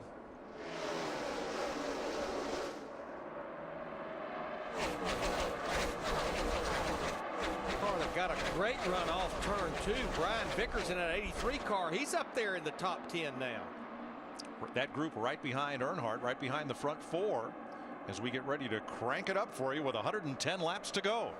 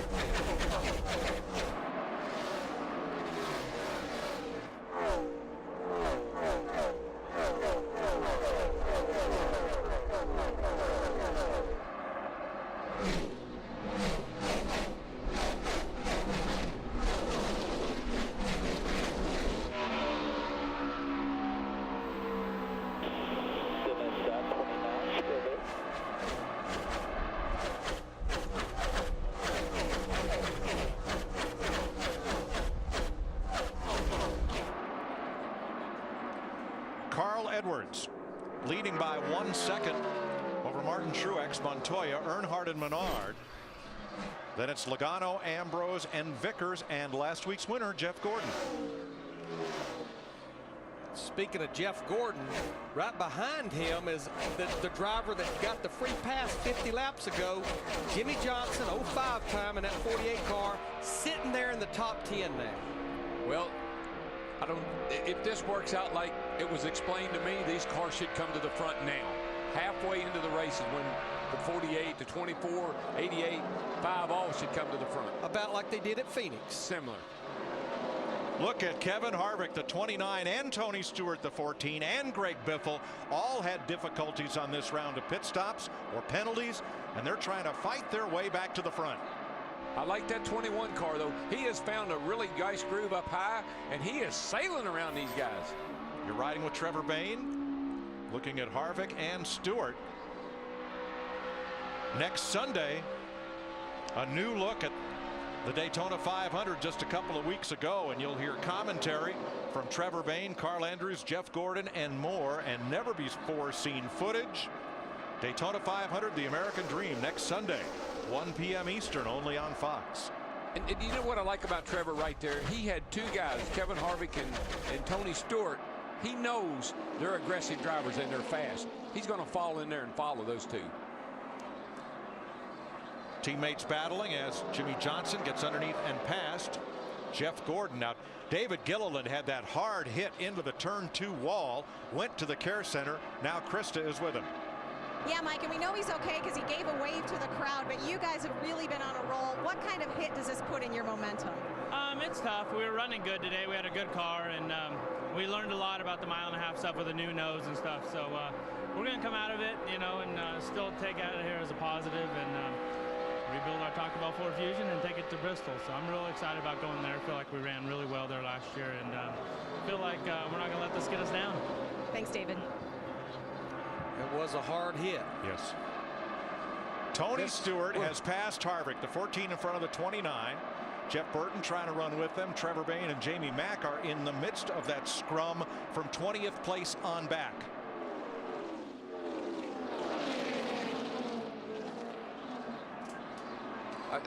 Again, I just want to brag on Trevor. I'm pretty sure he has a car's equal to the ones he's around, but he let those guys get by him because he felt like there was more action there than he wanted to be involved in. Quite honestly, that's what impressed me as much in the Daytona 500. Whenever he smelled trouble brewing, he kind of gave himself just a little bit of room.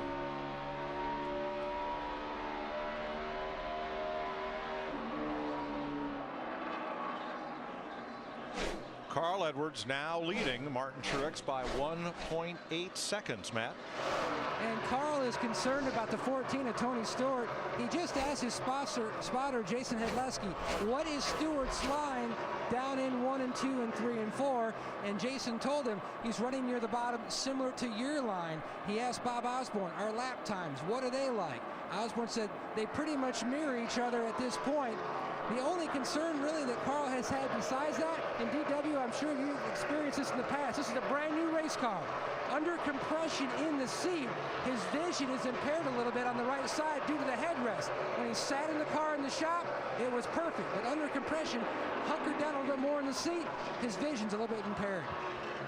Yeah, tell him like my crew chief used to tell me, I can't do a whole lot about that right now. You're just going to have to deal with it. 21 cars on the lead lap. 100 laps to go in the Nevada desert. Carl Edwards, your leader. Number 99 is going 100%. Find out what's next for Carl on NASCAR on Fox.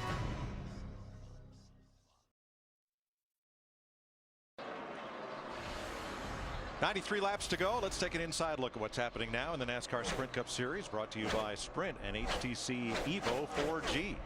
Tony Stewart has clinched the bonus for leading the most laps. He's led 130. 6 times the driver led the most laps.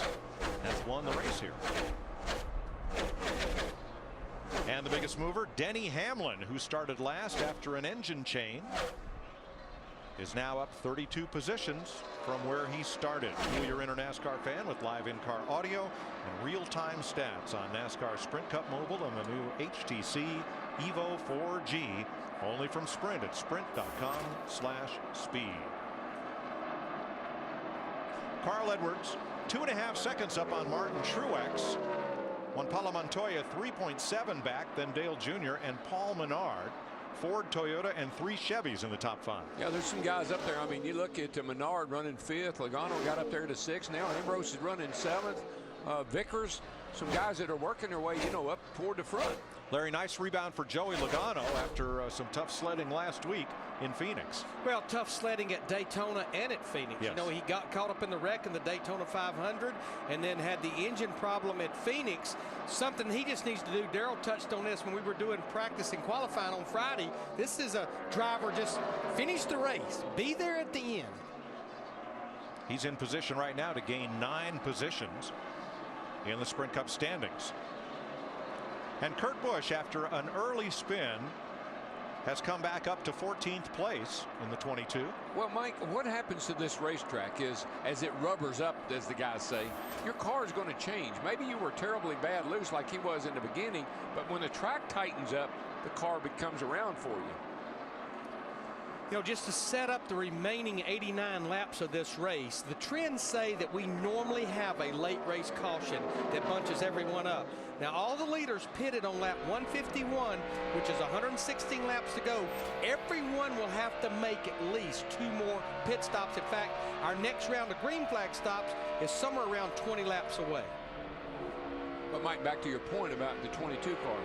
Remember what the crew chief, he's got to convince that driver that this car is going to come around at the right time.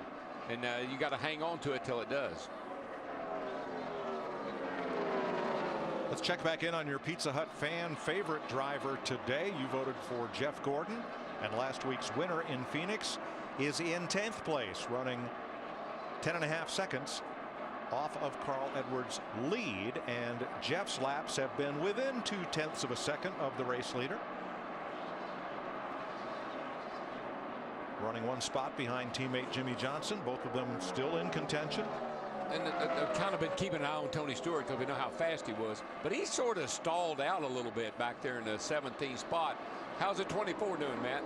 DW, you were talking a few moments ago just about how this racetrack changes. That's exactly what Jeff Gordon has been saying. He says all of a sudden now we are great down in turns 3 and 4, and it's absolutely plowing. Just will not turn down in 1 and 2. And that's why you start out so loose you can barely hang on to it, like the 22 was, because guys that have been here a lot, raced here a lot, they know this track will tighten up before the day's over with. 2 weeks from today, NASCAR on Fox rolls into Thunder Valley. We'll be in Bristol, Tennessee, on the in the Roman Coliseum of racing. That's what you love about our sport. Is, you know, a football field, every one of them is 100 yards. The distance between bases is 90 feet. Our first 4 races, a 2.5-mile track, a 1-mile track, today at 1.5 miles, and then short track racing in 2 weeks on a 1/2 mile. Can't wait. Martin Truex 2.5 seconds off the lead. Here's Steve. Mike, interesting radio chatter. Martin Truex Jr. telling Pat Bryson the car's running the same everywhere I go, so he's moving his line a little bit. Spotter Keith Barnwell telling Martin Truex where the fast cars behind him are running.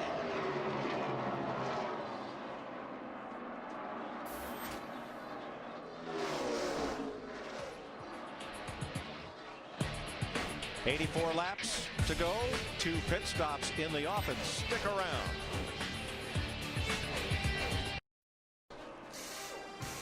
.79 laps to go. The man from Missouri, Carl Edwards, on point. New Jersey's Martin Truex. From Bogota, Colombia, Juan Montoya. From Kannapolis, North Carolina, Dale Earnhardt Jr.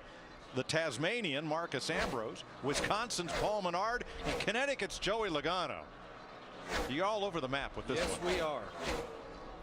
Now, Las Vegas's Kyle Busch did not fare so well. Engine failure has put him out of the race. Joining this group behind the wall, David Gilliland crashed.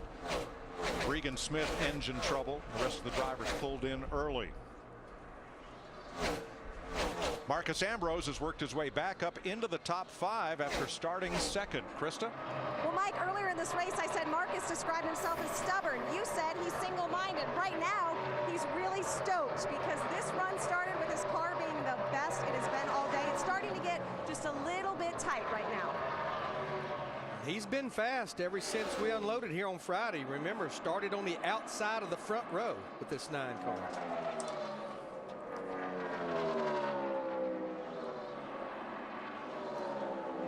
Brian Vickers is in the top 10. Probably the most heated driver after last week's race at Phoenix. Thought he'd been run into. The video showed otherwise. It was just a slight brush of contact, but it cut down his tire, caused him to crash. And here, fellow, all last year had surgery to repair a hole in his heart. He's back on the mend. He's ready to go. Got doctor clearance. He's ready to win. But he wants to win. He wants to log some laps too. At Daytona, remember, he was on the racetrack every time a track opened up, and he stayed there until it closed. This guy just wants to get back in the swing of things. In most sessions, he's run the most laps of practice. And he said in that recovery, when it was out of his hands, it was not that tough, as we see Greg Biffle on pit road making sure they get full of fuel. Let's go on down to Dick real quick. Well, Biffle's going to come in, and fuel, of course, will be the issue, as it has been all day on that car. They have simply struggled trying to get it in. All the practice simply has not made any difference at all today. First can is in. So far, so good.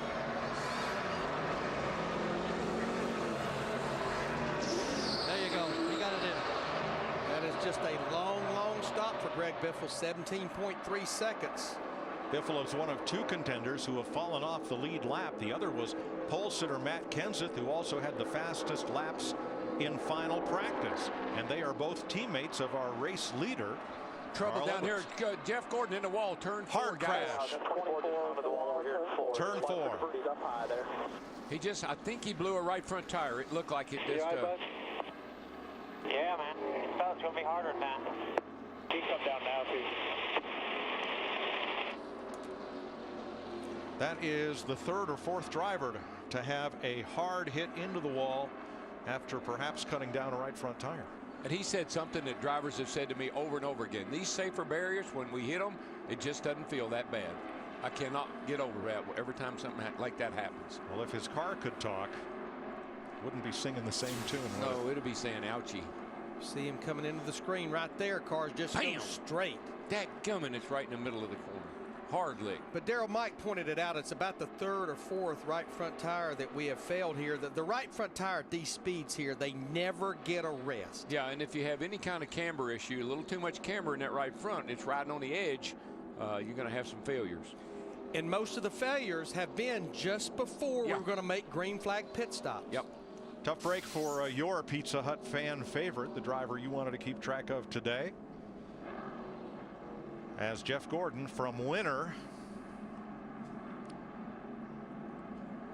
he'll join Kyle Busch in the garage area along with David Gilliland, Regan Smith, J.J. Yaley, Michael McDowell, Joe Nemechek, Landon Castle. The car is out of the race. A bit of a pattern if you think about Trevor Bayne at Phoenix. Came off that big win at Daytona, had a lot of trouble, wrecked at Phoenix.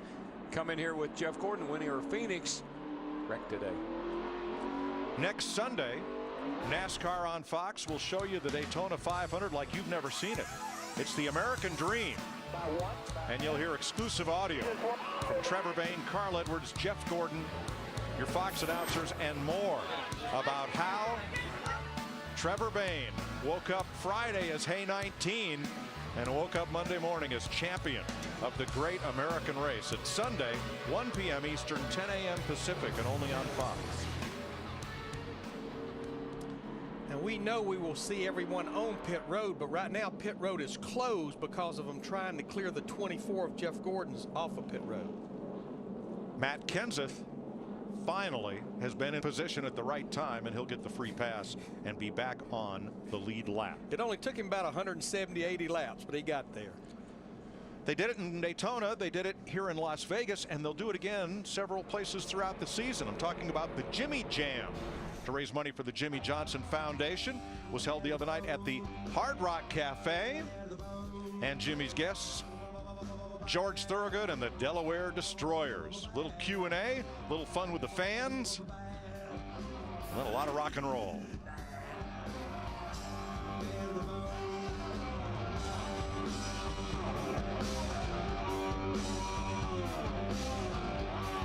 They call these Jimmy Jams, and they're going to break out at locations throughout the season. A lot of fun. It's one thing I love about coming out here, man. You get to go to a lot of shows, a lot of entertainment. Great place to have a race. Wouldn't be a bad place to end the year. Still cleaning up pit road from debris from Jeff Gordon's car as they haul that one back to the garage area.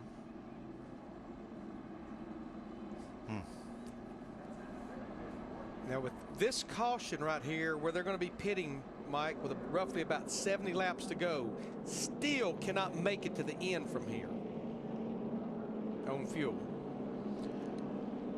Understand Jeff's picked up a new nickname, Jeff Gorvette, for the Cars 2 movie. Oh, okay. Oh, yes, he's going to join us. Daryl Cartrip. Daryl Cartrip. There he is, back there. And that fellow on the right is Artie. He's wearing the headset because he's the director of the TV telecast, as Lightning McQueen and everybody. They're going racing international. Yep. In Cars 2. Should be a lot of fun when that previews Sonoma weekend.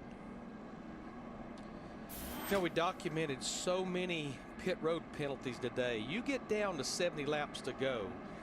You can't overcome a penalty this late in the race. You better be solid as far as what the driver does on pit road, as far as the pit crew. It's getting too late in the game now. Larry, if you were back in the field area, Tony Stewart, you know you got a fast car. You need track position if you're going to win this thing. You wouldn't gamble a little bit here, would you? I think we're too deep into a run because, as I said, we were right beyond having to make a green flag pit stop. I think you'd have to have less laps on your tires to roll the dice here. There'll be at least 23 cars on the lead lap when we restart. That includes Matt Kenseth, the free pass car. And here they come to pit road. Let's go to the leader's pit and Matt. About 8 laps earlier than they had hoped. He's been stressing Bob Osborne and Carl Edwards, just conserve fuel. In fact, Carl shut the car off for almost one complete lap. No changes on the 99. Nick? Well, Dale Earnhardt Jr. hasn't won a race since June of 2008, not this series at least, but he's got a terrific race car today, has praised the crew for what they've done to the car to make it as fast as it is. Steve. The 56 car is over rotating a little bit, Dick, but it's perfect on entry and perfect on exit, so they're going to go conservative. No adjustments, Krista. And Steve, no adjustments for Marcus Ambrose. He said his car is getting just a little bit edgy, but I don't want to swing too big. I want that feel I had on early in that last run. 1 year in Vegas, you come to gamble. Now look at Tony Stewart. 2 tires gains him 14 positions, head of the class. You better not complain about how it drives, buddy. You got him, go get him. I told you I just needed 2.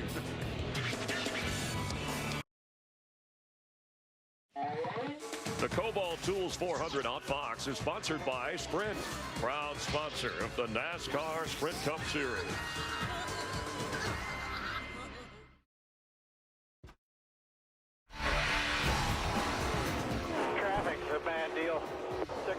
Check out 117. You're good. Plenty of room right here, whatever you need. They're up. Stay right where you are. Come on. That-a-way, buddy, that-a-way. Woo, that was close. Hang on, 67 laps to go. Tony Stewart is your leader. Carl Edwards currently running 4th. We haven't had the big wreck today, but there have been a lot of tire problems, a lot of pit problems in time 4. An AT&T race break to bring you up to date with what's going on. The Busch brothers, the story of their hometown. They came in 1-2 in points. And Kurt Busch having some problems here, but he has worked his way back into contention on lap 108. Kyle Busch, after having a tire problem early, blows an engine and is done for the day. Greg Biffle, one of the Fords that started up front, had fuel problems. Mileage may vary. That was the issue. Tony Stewart in the pits penalized for the air hose staying intact. That brought him way down. And then Jeff Gordon, trying to win back-to-back, running 10th, blows a tire, and Jeff Gordon done for the day. But Tony Stewart has reworked his way back to the front of the pack. Well, what they've done, just like last week, Darian Grubb elects to go with this 2 tires on the right side, gets his guy back up front. But Chris, we're waiting to see right now. It may be Vegas. He may be willing to take a gamble here, but it may come back to haunt him. Take a look at the current standings for the fastest pit crew and how the fans have voted so far. AT&T customers, you can find the standings as the checkered flag drops by texting your crew choice and replying OK. AT&T, the nation's fastest mobile broadband network. Let's check in with Chris Devoto, who is with Jeff Gordon. Yeah, thanks, Chris. We know Vegas is a town of gambling. We've seen a lot of right front issues today, maybe right before these green flag stops are happening. Was there anything you could have done to know that was going to happen? No, there's no sign whatsoever. We need to free the car up. You know, we've been trying all day long to get it freed up. We just, nothing we're doing seems to be helping. It just seems like we keep getting tighter and tighter as the day went on. Day started out pretty good for the DuPont Chevrolet. You know, we were up towards the front and better than I thought we were going to be based on yesterday's practice. So I was proud of Alan and the guys. But we started, losing the handling on it there those last couple runs, and that put us back where we were. And no sign, just drove in turn 3 and hit the wall. I'm glad I had a safer barrier to hit and a safe race car. Gordon's had hard hits here at Vegas before. Mike? Thanks, Krista. 5 drivers took the free pass. Biffle, Blaney, Robbie Gordon, Lally, and Mears each got a lap back, did not make a pit stop. Well, this 2-tire thing, we'll see how this works out. Remember last year, Jeff Gordon led the most laps, but after taking just 2 tires with 30 laps to go, finished 3rd. Listen, we're in Las Vegas, man. You got to roll the dice. You got to gamble a little bit. I like it. Ready for the restart, green flag. Tony Stewart, Montoya, Edwards, Truex, and Earnhardt. Think about Tony Stewart. I mean, Larry was running 14th. So, you know, what has he got to lose? Worst he can do is end up 14th. Well, and we've seen a driver that's leading this thing and doesn't have to deal with any traffic. Definitely can run faster than a driver stuck back in traffic. The long run, I think, might end up burning Tony Stewart. I think he's not planning on having a long run. I think this is to get his track position back. He's probably hoping for a real quick caution here. The most aggressive driver on these restarts has been Brian Vickers.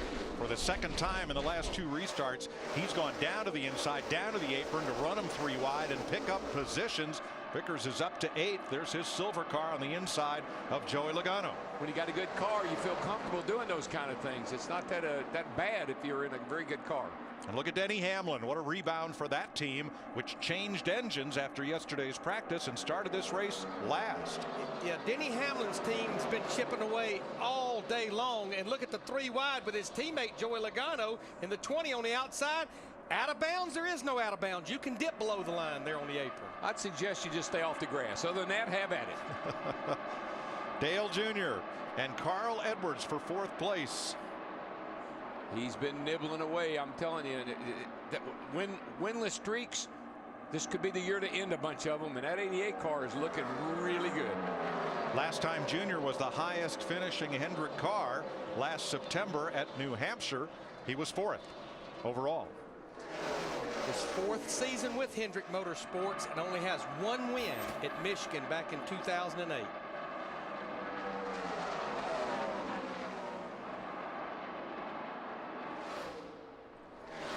Martin Truex runs that high line compared to his competition. Holds on to 3rd, but Junior's right there. Tony Stewart driving away, and here's Junior working over the back bumper of Truex. Yeah, one thing I noticed about the 88 car, he has been glued to that white line. He has been right around the bottom of the racetrack really since the race started, and it's really working for him. Some guys make it work high. He's got it working low. We asked him during practice yesterday, what have you done to make this car so much better? He said, I don't think I ought to tell you. He's racing with his buddy right there, he and Martin Truex. Truex having a great day. Martin Truex Jr. 1 career win. Came back at Dover all the way back in 2007. That was 133 races ago for Truex. And the guy behind him, he's trying to, all those guys trying to end those winless streaks. It was our theme, an urgency to win. Got to win, man, got to. Forget the good points day. Edwards moving on Earnhardt for 4th place. Never mind, moving on Truex for 3rd. Moving. While these guys are battling for 3rd, 4th, and 5th, Tony Stewart, that 14 car with only 2 fresh right side tires, he's got the field right now by about 2 to 3 tenths per lap. And he's the fastest car on the racetrack. Now, what about his teammate who's moved up into the top 7, Ryan Newman? Steve? Mike, they've done a great job chasing this racetrack. Early in this race, he said his car was way too loose. On that last run, it went from tight to loose, so they made a wedge adjustment on that last pit stop. Yeah, he started 8th and dropped like a rock when the green flag fell. They've been chipping away back, getting this car back in contention. There's the comeback story of the day. Denny Hamlin started dead last in the field. After that engine change, he had to go to the back and has marched his way up through slowly, methodically. Haven't heard a lot about him or from him on the team radio. Just working his way toward the front and perhaps back into championship contention. Kind of Hamlin style. You know, he's not real flashy. He gets the job done.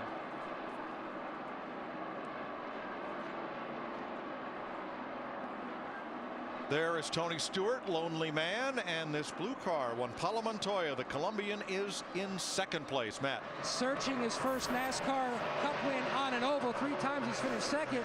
Now he was concerned whether they would have to stop again for fuel. He asked Brian Patty, one of the best poker players on top of the pit box, do we have to stop? Brian responded, yes, you are P2 on the restart.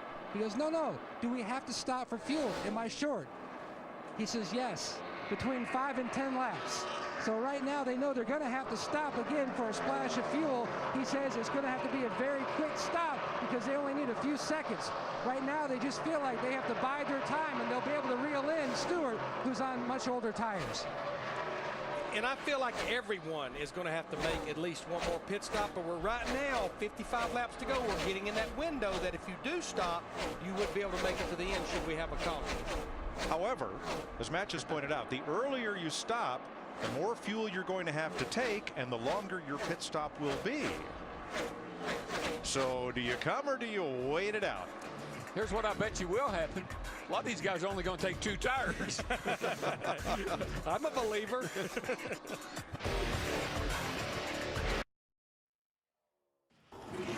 The Kobalt Tools 400 is sponsored by Subway Restaurants, the official training restaurant of Carl Edwards. Subway, eat fresh. By Coca-Cola, open a Coke and enjoy the race. And by Lowe's. Lowe's, let's build something together. 49 laps to go. Tony Stewart leading by 2.6 seconds as you watch from our aerial coverage brought to you by Kobalt Tools. Montoya in second, Truex in third, Edwards and Earnhardt. Matt Kenseth trying to get back to the front. Trevor Bayne trying to have a great finish. Watch the 17 and 21 here. Well, Trevor passed Matt Kenseth off turn 4 down here, and he passed him pretty clean, but right there Matt gave him a little nudge. He actually did hit that. That's actually a little bit more than a nudge. I mean, a little nudge, but a pretty hard hit. Now, what Trevor has to be worried about, I don't see any smoke, but we don't want to cut a tire down here. And Martin Truex, Carl Edwards were battling for third. Edwards moves up a position. So it's Stewart, Montoya, Edwards with 47 laps to go. And I'm just chuckling about last week. 17 did Brian Vickers said he got into him, but I don't think he did. This week, pretty sure he got into the 21. Yeah. Steve? Mike, just to give you an update on Martin Truex Jr., you mentioned the 99 of Carl Edwards went by. Truex saying, I'm a little bit freer on this run, particularly freer on exit. Well, evidently, they have freed that race car up because he said, what you did to me the last time, the car's just loose. The back end's won't come around. But mainly when I put the throttle down, to transition onto the straightaway, that's where the back end's really wanting to come around. That's where you have to be really careful as a driver and not oversell what's wrong with your car, because you make a big adjustment and they go way overboard. Kevin Harvick in the 29 served a penalty on the last caution flag for pit road speeding violation. He's trying to work his way back up toward the front. David Rudiman, the 00, and we're riding with Mark Martin. Yesterday's race winner has been today's invisible man. Yeah, yesterday he was happy to finish second, I think he told me this morning, but went in the third turn and he said, lo and behold, the guy in front of me, Brad Keselowski, lost the tire and I won the race. Up to 7th place. Here comes Hamlin. I mean, Denny Hamlin has had a quiet day. It's just been a long day with a lot of green flag runs trying to work his way from the rear after they had to change the engine in that 11 car this morning. Dale Jr. now in 6th place, running the same lap times as race leader Tony Stewart. Dick? Well, the chassis just going away on Earnhardt's car. He had said before the last round of pit stops, Mike, that the car in general has been better right after they put tires on it. And as the run gets further and further along in comparison to the other cars, he's not as good. And that's what's happened now. We're roughly halfway through this run. We've got 43 laps to go. By my calculations, somewhere around anywhere from 10 to 15, 16 laps to go, we're going to see guys hit pit road, maybe just for fuel only. But the trends tell me, if you look at the last 5 races, we normally get a caution in the last 10 laps for a restart. Did the trend tell us that if you took 2 tires on the last caution, you could drive away from the field, as Tony Stewart's doing? I'm creating a new trend. Yeah, right. No, trends didn't tell us that. Friends didn't tell us that. Figured it out on our own. This is the most laps Stewart has led in a race since Atlanta last September, a track configured very much like this one. Here's another streak, another winless streak that could come to an end today with Tony Stewart. Stewart at Las Vegas. Tony's the only driver to win championships under our both formats, prior to the chase and in the chase. 41 laps to go. When will they pit? And how long will they stop for? So far in Las Vegas, Tony Stewart and Darian Grubb, his crew chief, are looking like winners. Their 2-tire stop on the last caution flag have put them well in front of the field, Dick, 4.5 seconds ahead of Montoya. Yeah, but Tony Stewart knows that that 2-tire stop at some point is going to cost him, and he has asked 3 times in the last several laps how soon he can come in and pit and get 4 fresh ones on and a load of fuel. I just think he's in a box now. I don't think you can put 4 tires on that race car because he's been the poster child for 2 tires working. So regardless of what happens, green or yellow, I think he's got the left side tires he's going to have to finish this race on. You know what else I think? Ran pretty good on 2. Let's try none. Let's give you a little gas this time. Say it like that. Montoya second. You asked me a while ago how long will they have to be there. Regardless of when they pit, any of these drivers, you only need enough fuel to make it about 10 or 12 laps. Carl Edwards in third. He is 4.6 seconds off the lead, Matt. Mike, 5 to 6 laps away from the 99, expecting to make their final stop on pit road. Now the scenario is where they are on fuel, they're going to need close to a can. So that's why they're debating whether they're going to go 2 tires or no tires. Here comes the leader. Tony Stewart is coming to pit road, and everyone should soon follow. Dick. And Tony Stewart is going to take 4 tires on this pit stop. He's run 1 races across the street on the dirt track. He's 1 down the street in the little pavement track. This could be his best chance to win on the big track here in Las Vegas. 1 can in. Gooch waits for the tire changers to get by to get the second can of fuel in. He's happy with the amount of fuel in the car. Slow up front, smoke's gone. But the time ticks away. 13.7 seconds for Stewart. Kevin Harvick is in, Steve. And Mike, he's trying to fight back from that pit road speeding penalty. Expect them to take right sides only on that 29 car. Brian Vickers, Jimmy Johnson on pit road. Jeff Burton, Mark Martin, all coming to pit under green. Matt. And Jimmy Johnson comes in for his final scheduled stop. Going to go up on the track bar. The car is just wicked tight. Significant adjustment for Johnson. 4 tires as well. Greg Biffle also stopped. Jeff Burton slightly overshot his pit and had to back up. You know, that was a good stop, though, for Tony Stewart in that 14 car because they didn't have to worry about getting it full of fuel. They didn't have to wait on the fuel man. Get the 4 tires on and we can go. The strategy was perfect, Larry. It got him track position. It got him out front. They did the right thing. Casey Kane is in. Dave Blaney. Here's Kristen. Brian Vickers had planned to come in around lap 244. They made the audible to come in earlier for right sides and just 1 can of that Sunoco fuel. Vickers away. Green flag stops with 29 laps to go.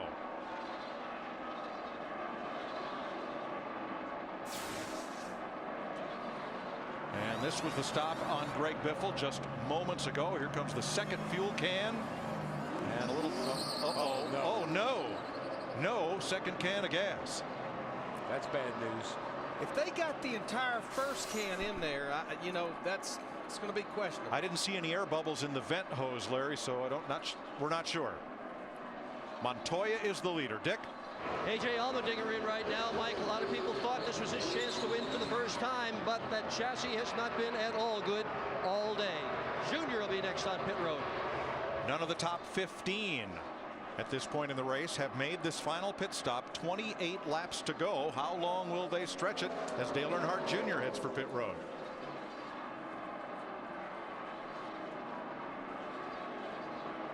Junior is in. Looks like Ryan Newman right behind him, Dick. Right now the crew is telling Junior just how far away he is. He's going to take 4 tires. Junior's best chance to win a race on this speedway for a very long time. Car comes to the attention of his crew. It is just amazing what they did to this car. It was so slow in practice, but in the race, he's flying. Steve. Ryan Newman in the 39 car, just right size for Ryan Newman. Rights only. Matt. 99 of Carl Edwards. They wanted him to pit last time by. They told him to keep an eye on his fuel pressure gauge. They're going to go off Bob Osborne's call. Right side tires, 1 can of fuel. Krista. You can feel the energy in the pit of Marcus Ambrose as Todd Parrott gives him directions. He said, pit close to the wall, not too close. We're only coming in for rights. Steve. Four tires for Martin Truex Jr. in the 56. Pat Tryson instructing him, do not wait on me. Do not wait on the gas. Matt. And Juan Pablo Montoya is in for his final stop. 1 can of fuel, right side tires. They're going to go on the jack, and he's away. Joey Logano, Paul Menard, and Trevor Bayne have also made pit stops. That leaves the top 5 on the racetrack. Kurt Busch, Clint Boyer, David Rudiman, Matt Kenseth, and David Reagan.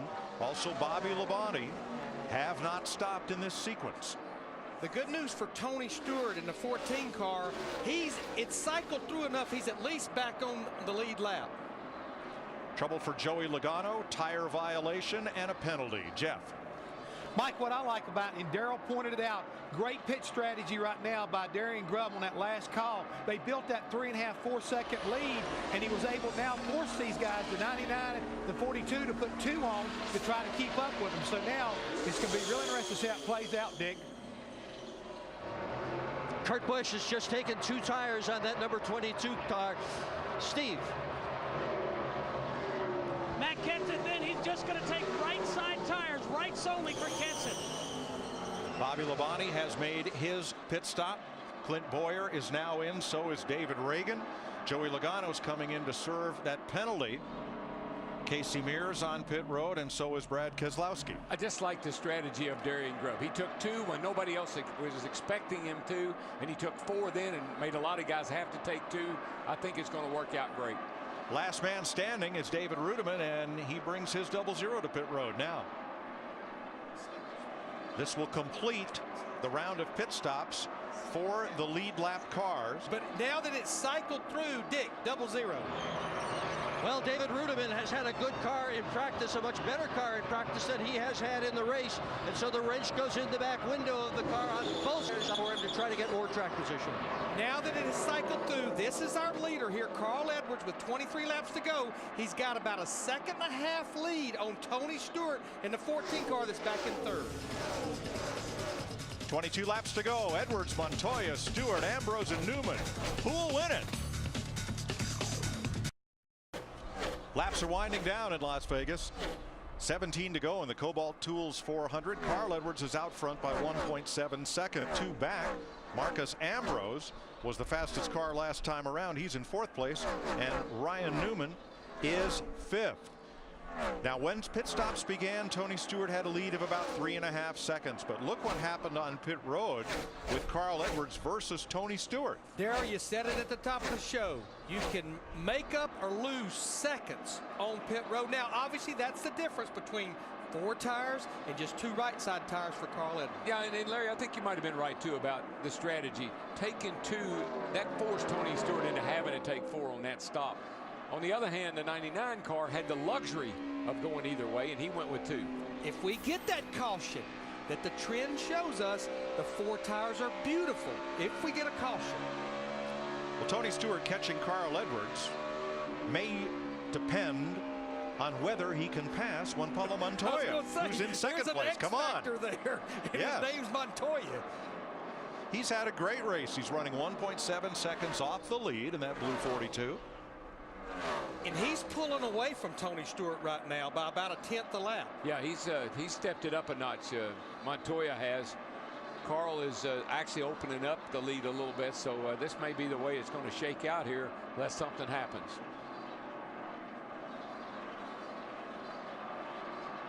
Well, the trends say, I keep saying, I looked at the last 5 races, and 4 of those 5 races, we had a caution and a restart. In some cases, with less than 5 laps to go. Carl Edwards also has a lot of lap traffic up in front of him with 13 to go right now. 17 cars on the lead lap, the last of those being Jeff Burton, Trevor Bayne, and David Reagan.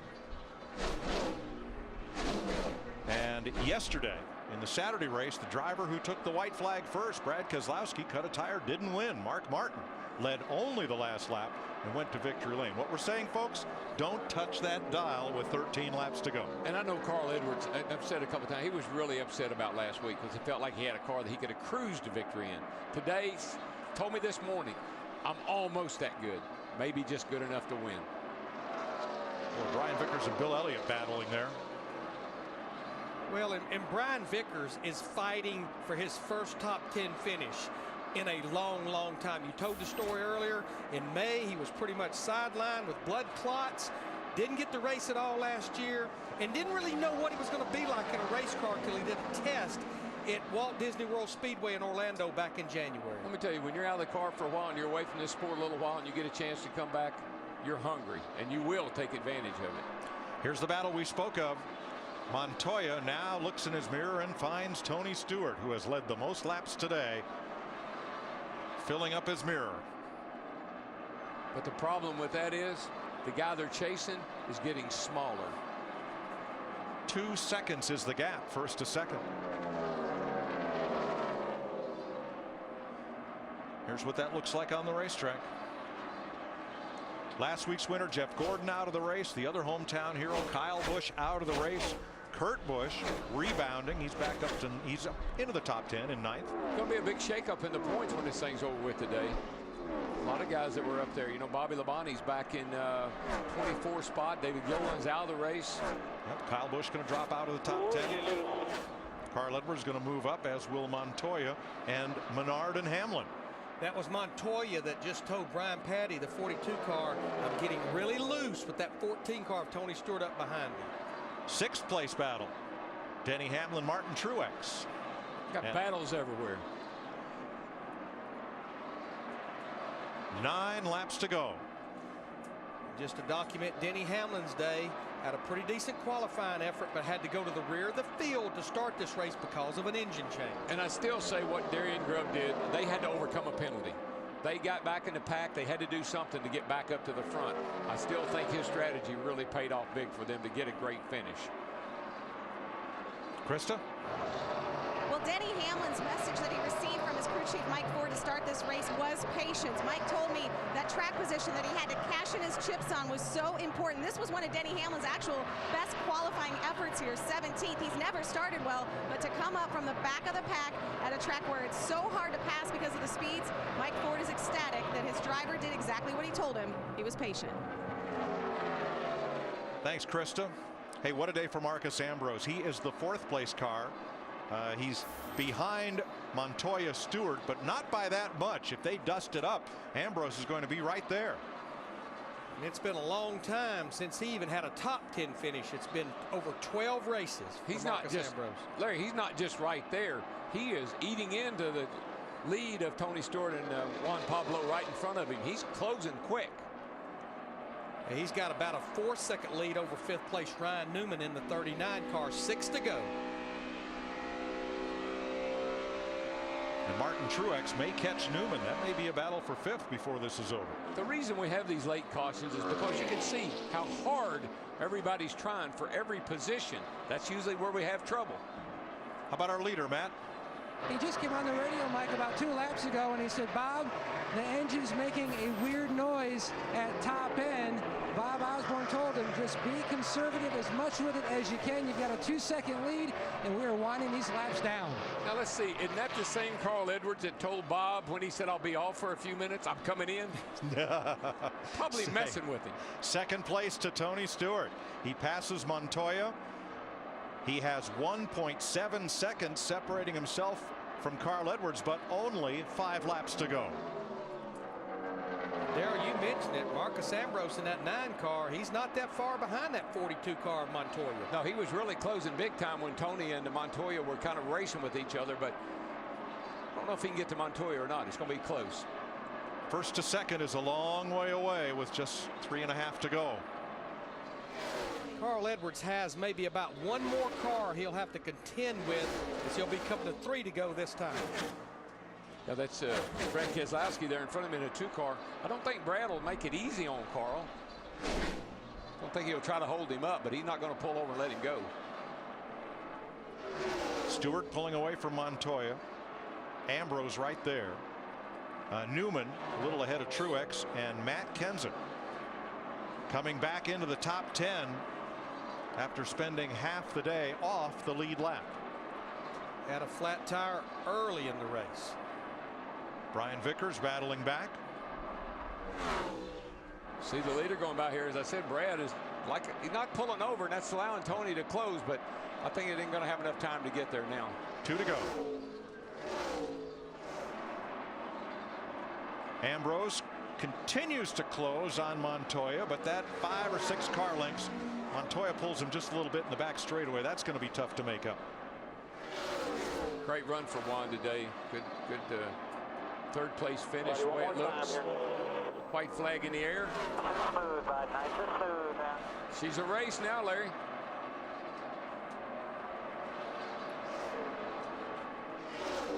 Stewart, after that good strategy call, can get only so close to Carl Edwards.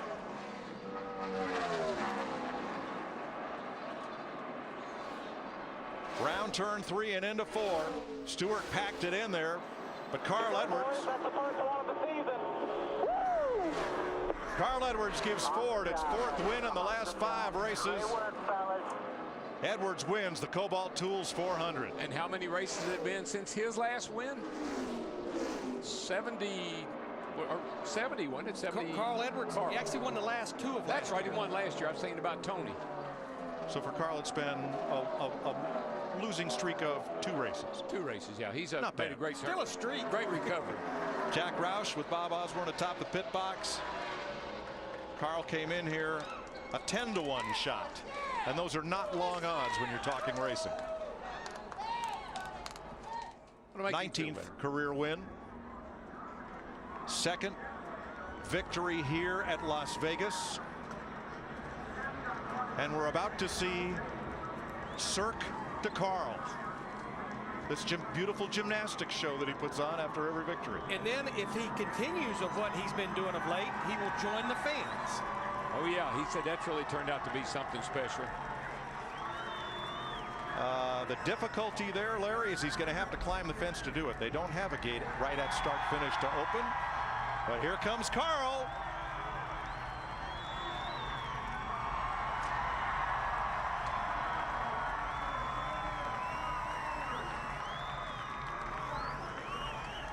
Here he comes. He's going to climb that fence. Going to get that flag. All right, he's going to get the flag. Is he going to get through there somehow, Larry? He wants to. Just not a hole to go through. We talked at the top of the show about all the 1.5-mile tracks in this series and how you've got to be good on them if you're going to contend for the championship. This is Edwards' 10th victory on a 1.5-mile super speedway. Good job, man. That'll make you feel better after last week. He was really hurting after last week.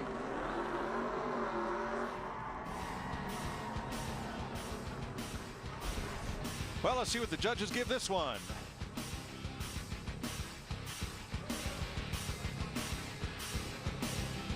Nice tuck. Looking up. Does he stick the landing? Oh, I'll give that a 9.9. I'm rookie, brother. 9.9. Promotional considerations provided by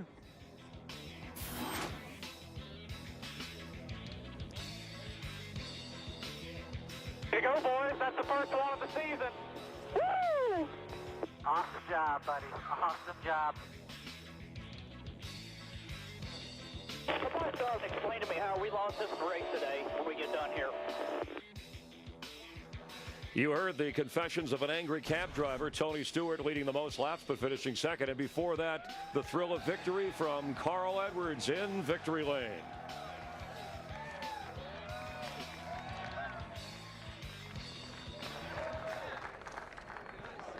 Well, Carl, it's been quite a week for you. You talked about flying with the Thunderbirds, jumping off the stratosphere, and you top it off with a win. What was the key to winning today? The key to winning today is my team, my Ford team. These guys are unbelievable. Roush Fenway's great. I got to thank Aflac for being with us, Scott's, Kellogg's. Scott's Easy Seed, you can grow grass anywhere with that stuff. Sprint, Subway, all the fans.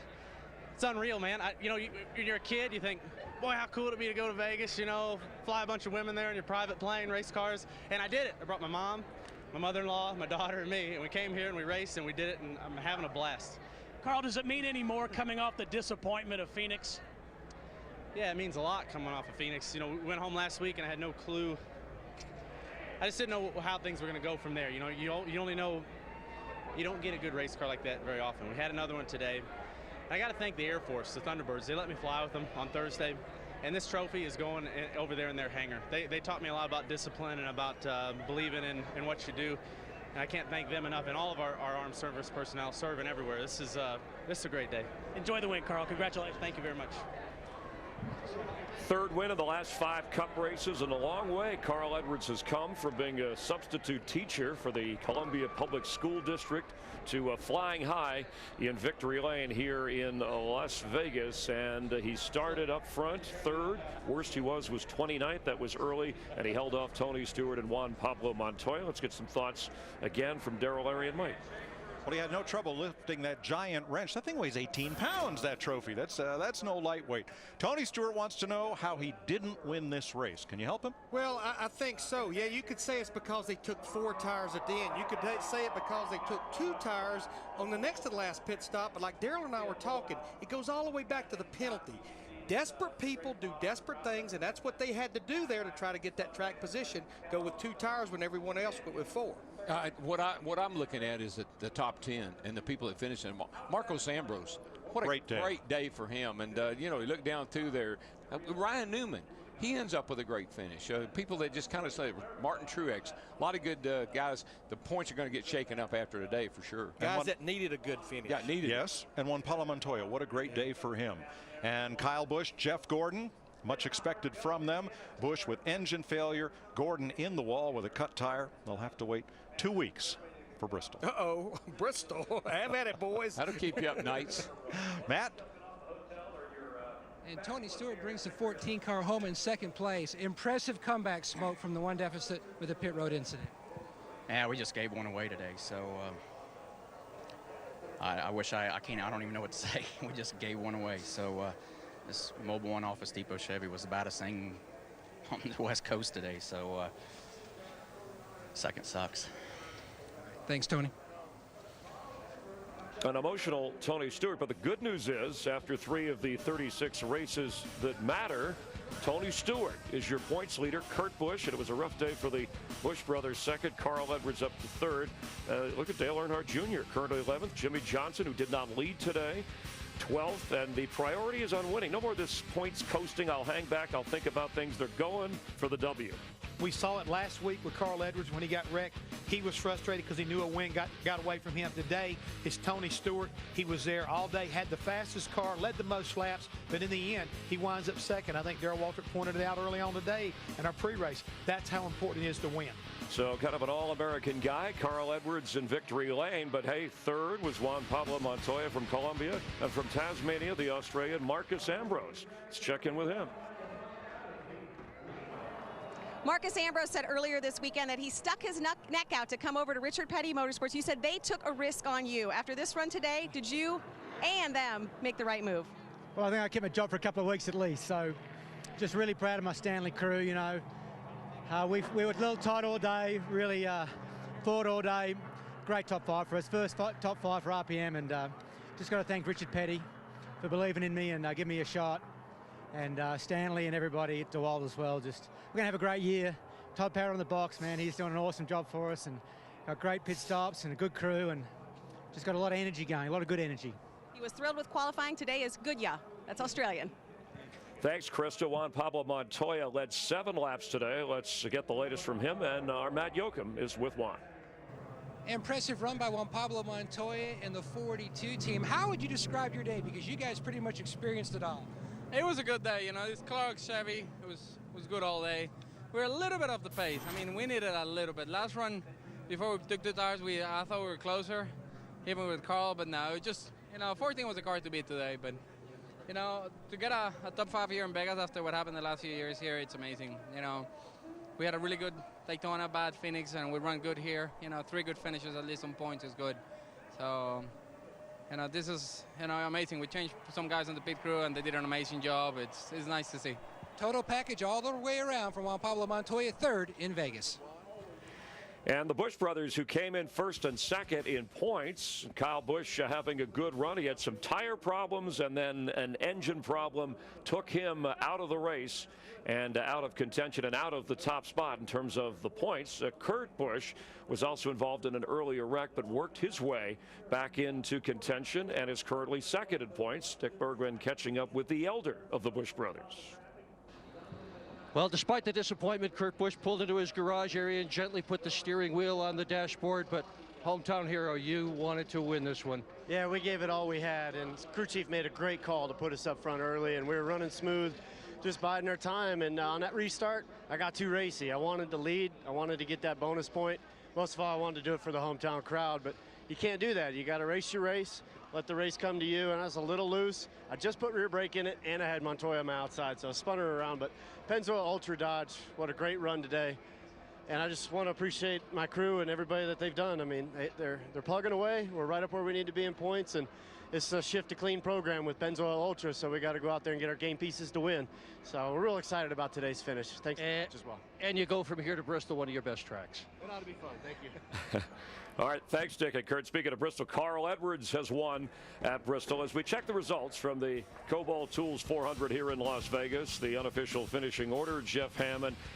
Jimmy Johnson has reiterated, hey, if I'm going to lose this championship, this hold I have on things, Carl Edwards is the guy. He's fast. He's a capable driver. He works well with a crew chief and Bob Osborne. Yeah, they never panicked today, even though there was a lot of strategy going on pit road. And then like Tony Stewart said, I want to figure out how I lost this race. Well, we know how Carl Edwards won it, making the right call as far as concerned.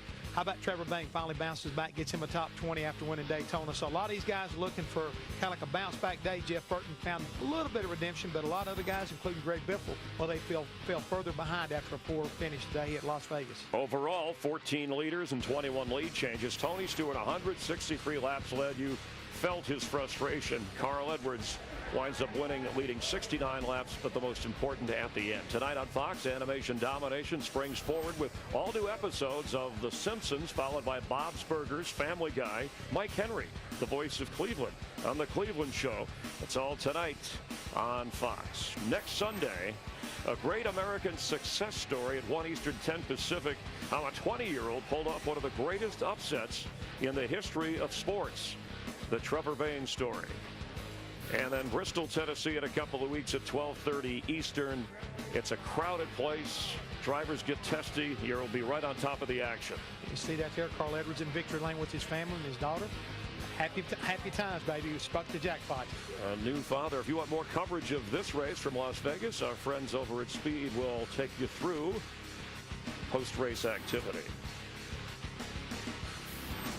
Well, 150,000 watched, and tires were going down, engines were blowing up, pit road problems, gas mileage miscues, aggressive driving with a greater priority on winning. And Carl Edwards came through.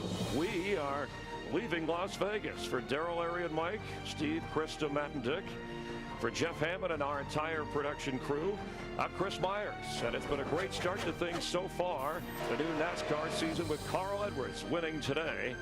We'll see you in a couple of weeks. Next Sunday, check us out here. Thanks for being a part of NASCAR on Fox.